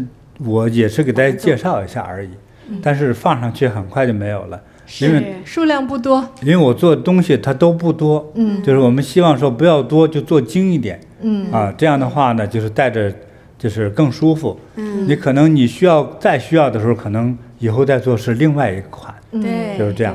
大概24年的帽子就做这2款了。是我们菩提同修，智慧的都每一次师父出他都要请。因为不早请就请不到了。但是咱们的东西你自己想耐不耐用？耐用，都用不坏，不怎么坏。是，对，质量很好，又好用又耐用。10几年前的那个套装哈，禅修我们现在还在穿套装，是，可能那袖口都磨烂了，拉链还好好的。对，是。而我们过去呢，在我们中国，在广州、深圳买那个衣服，你想6000多块钱人民币一件，也等1000美金，对不对？我第一次拉链就拉不动了，我使劲一拉链那个把掉了，哎呀，真气坏了我！我说这么贵个衣服，这是啥呀？这是，真挺气人的。对。但我们就是从此就是说，如果我们做这个衣服，千万别这样的，太丢人了。所以就是我们那个质量还是比较高的。是的，是。对，质量不好的我们不会上架的。所以我们这个产品呢，并不是卖的一个特别地摊价哈，也还算这个价钱叫凑合。不是最便宜，但是以我们的质量来说的话，没有比我们更便宜的了。物有所值。对，我们这些1分钱都不赚。物有所值。对。那感恩师父也现在在慈悲音上啊，为大家开辟了这个优惠活动的哈，给大家介绍一下。那从今天开始哈，满500美金的这个法物，所有的加在一起哈，包括我们今年刚才出来这些新品。那么呢，就会得到一个幸运的礼物，是什么呢？是师父亲自加持的开运母钱我们会用我们加拿大的货币做这个母钱然后会送给网友。那这个母钱呢，回到家里可以放在你的香炉里呀，或者是聚宝盆里呀，也可以放在钱包里给我们的家族，给我们个人带来无限的财富的，招财进宝的是母钱，还有呢，就是我们如果呢，在这个新春期间呀，迎请了一副280美金以上的唐卡墨宝任何一幅我们都会再赠送一幅师父的龙字画。对，因为又是龙年到了嘛。对，那我们也希望师父写的这个龙你看这种神韵多么的好都是飞往这个高空的这样的飞黄腾达，对，一种能量，事业兴旺家族兴旺，对，希望在我们世界各个角落都能看到这些龙腾天上的这样的景象。是像今天我们背后的这一幅画《芦苇家园》，也是师父最近比较新发布出来的。对，这个都是在这个送龙字画的这个优惠范围之内的是非常的清新美丽，带给我们那种对家的温暖的回忆，很幸福，看着就幸福。对，非常感恩师父。好，那师父我们也跟大家讲一讲春节期间我们的直播的一些内容跟活动。那这个就迎来了我们网友最欢迎的就是在新年的时候能够向师父来请教自己的命运请师父为我们解签新春解签消灾开运的直播系列。网友们都特别的期待，师父。从初1到初5之间，我们可能会安排几场吧。也请网友们就看我们的禅师 APP 呀 Facebook 呀来得到具体时间的通知。那怎么才能得到师父帮我们解呢？有个报名表。对，好，就是这个网址我们网友们把它记下来到这个网址上面呢，填写自己的一些基本信息一般就是生辰然后一些反正报名表上要求的，我们都尽量的，还有照片，对，尽量的如实的去填写它然后自己呢，抽签也要去问一件事来抽是一件事，然后一件事抽一个签，非常真诚恭敬的。对，抽到的那个就是上天给你的启发对，就不用再换了，不用再来回的抽。是，那抽签的一些准备仪式我们也在报名表上都有给大家标注太好了，也希望大家都能够一一的遵照去做，这样我们抽到佛菩萨的指示，然后发来请师父希望能够得到师父的指导。太好了。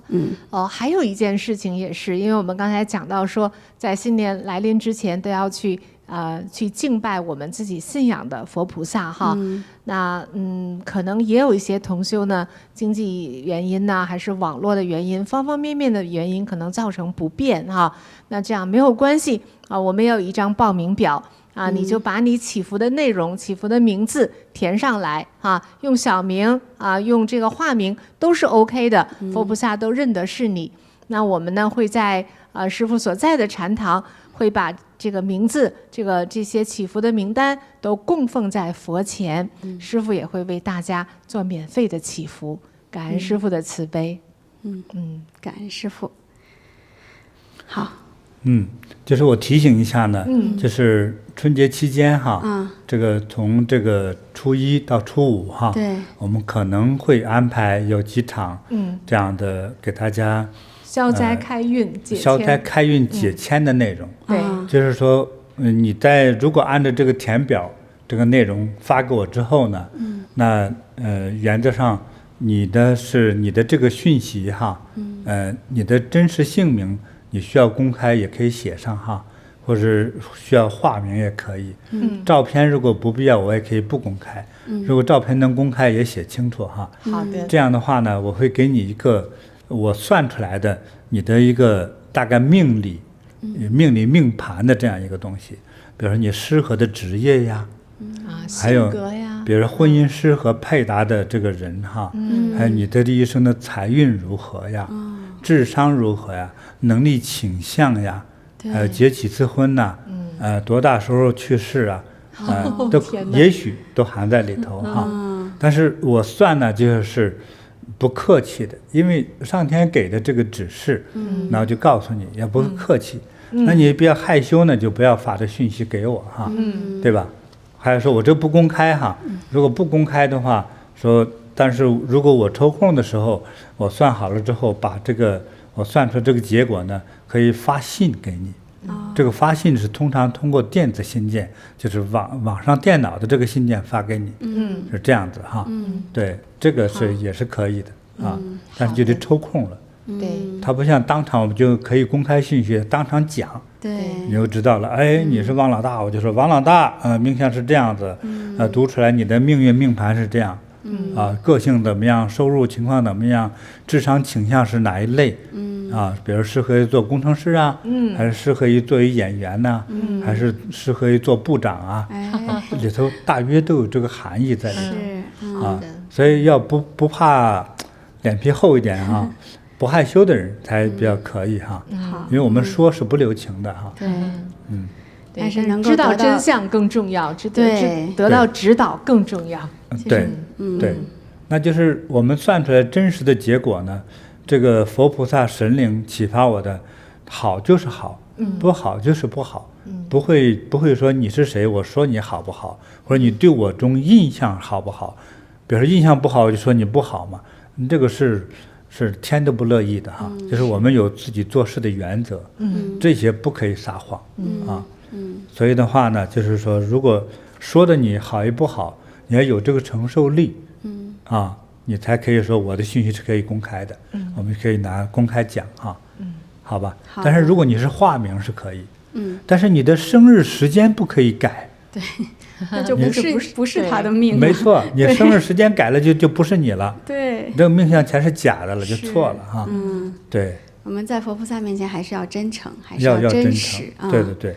但是我们的目的呢，希望给你来指导哈，对，能让你今年或未来更好。对，这是我们所期望的那个结果。对，是要消灾开运嘛，没错，对，这两个关键字是。其实命运不管知道不知道，都是已经就是会这样去发展的。但是有机会得到师父的指导，提前去做一些化解呀、开运的方法，其实才是最好的。对。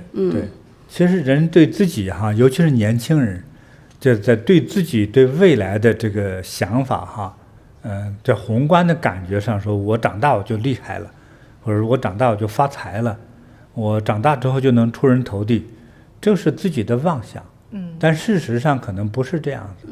事实上就需要我这一类人呢，或者比我更高的人给你一个指导。比如说你适合学建筑，你适合学裁缝，你适合学化妆，是吧？这样你就不用走远路了，你就一步到位，这就是你的命。这样多好啊，这省事儿。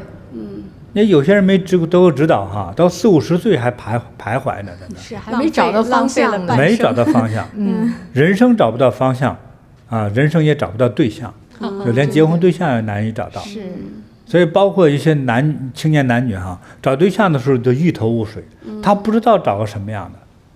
像和我们年龄和你们觉得你们年龄相仿的女生哈，都说我要嫁个刘德华，对不对？对，那个时候刘德华全世界的华人，对那么大年龄的女人都说我要嫁个刘德华。对，刘德华忙死了，对不对？但是他是个知名的艺人，你不可能人人都嫁给他呀，对不对？但事实呢？你的男人也有他自己的福气，对不对？所以你不能非得照着刘德华那样的找，是不是啊？那让你失望。那么你不自己看自己吃几碗干饭的，你不看自己长什么样子，你非嫁给他，刘德华能接受你吗？对不对？就是啊。我说的这个你们不要脸红心跳啊，这就是事实，对不对？对。每个时期的年轻人有自己追捧的不同，就是异性的明星，对不对？这些异性的明星不可能娶你这个样子的也，对不对？他有他的命运。所以当面对现实的时候，年轻人非常需要像我这类人去做一点点指导，我们就少走弯路了哈，就省事儿了哈。是，感恩师父。好了，我这就讲完了哈。好的，那我们说一下下一次的直播时间。对，下一期直播是下周6哈，北美温哥华时间2月3号，晚上6点，那亚洲台北时间上午的10点。2月4号，亚洲台北时间就是周日了哈，是2月4号上午10点。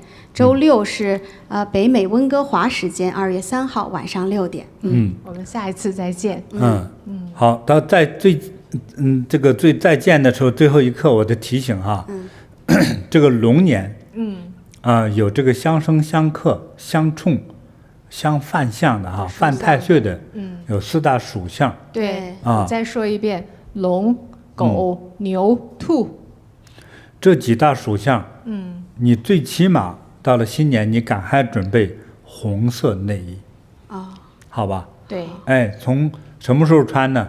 从现在或者从立春那一天开始穿，从立春那一天开始穿啊，最好穿1年整，穿到下一个春节到来时候要这样子比较好，这是最基本的一个要求啊。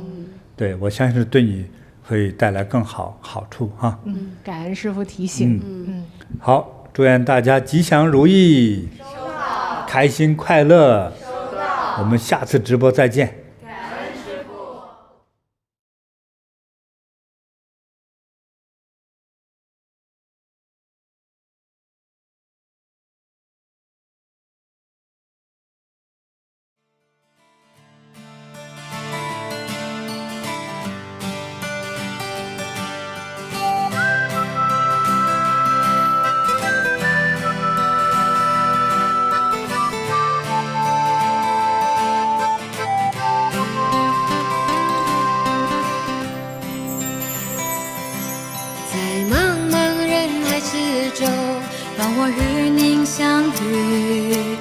小的红点里，人生就此欢喜。我快乐了，我健康了，我幸福了，我美丽了。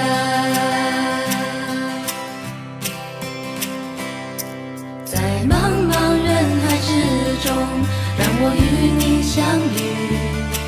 小小的红点里，人生变得神奇。我智慧了，我宽容了，我慈悲了，我自在了。因为有了你，生命变得更坚定，不忧忧虑。因为有了你，日子不再有哭泣，不再有恐惧。我快乐了，我健康了，我幸福了，我美丽了。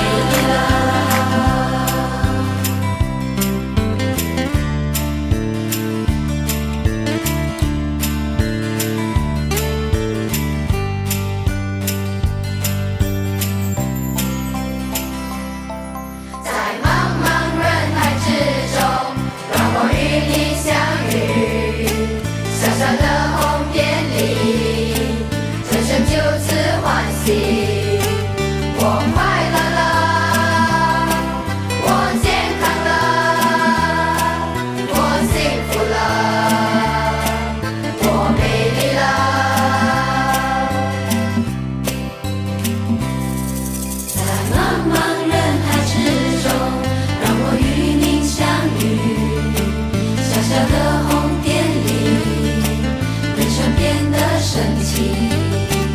我智慧了，我宽容了，我慈悲了，我自在了，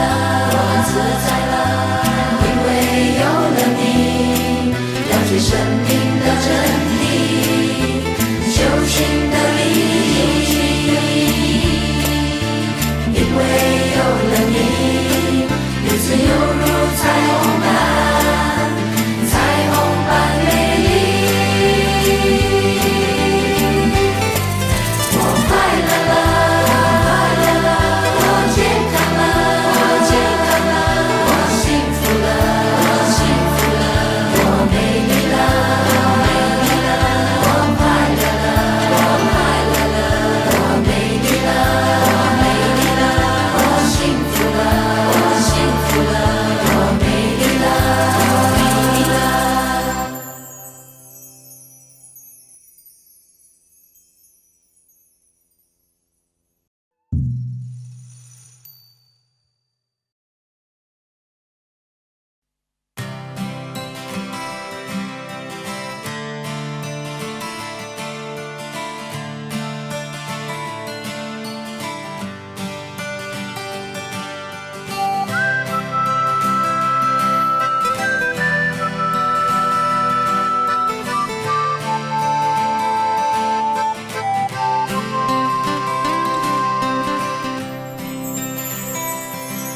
在茫茫人海之中，让我与您相遇。小小的红点里，人生就此欢喜。我快乐了，我健康了，我幸福了，我美丽了。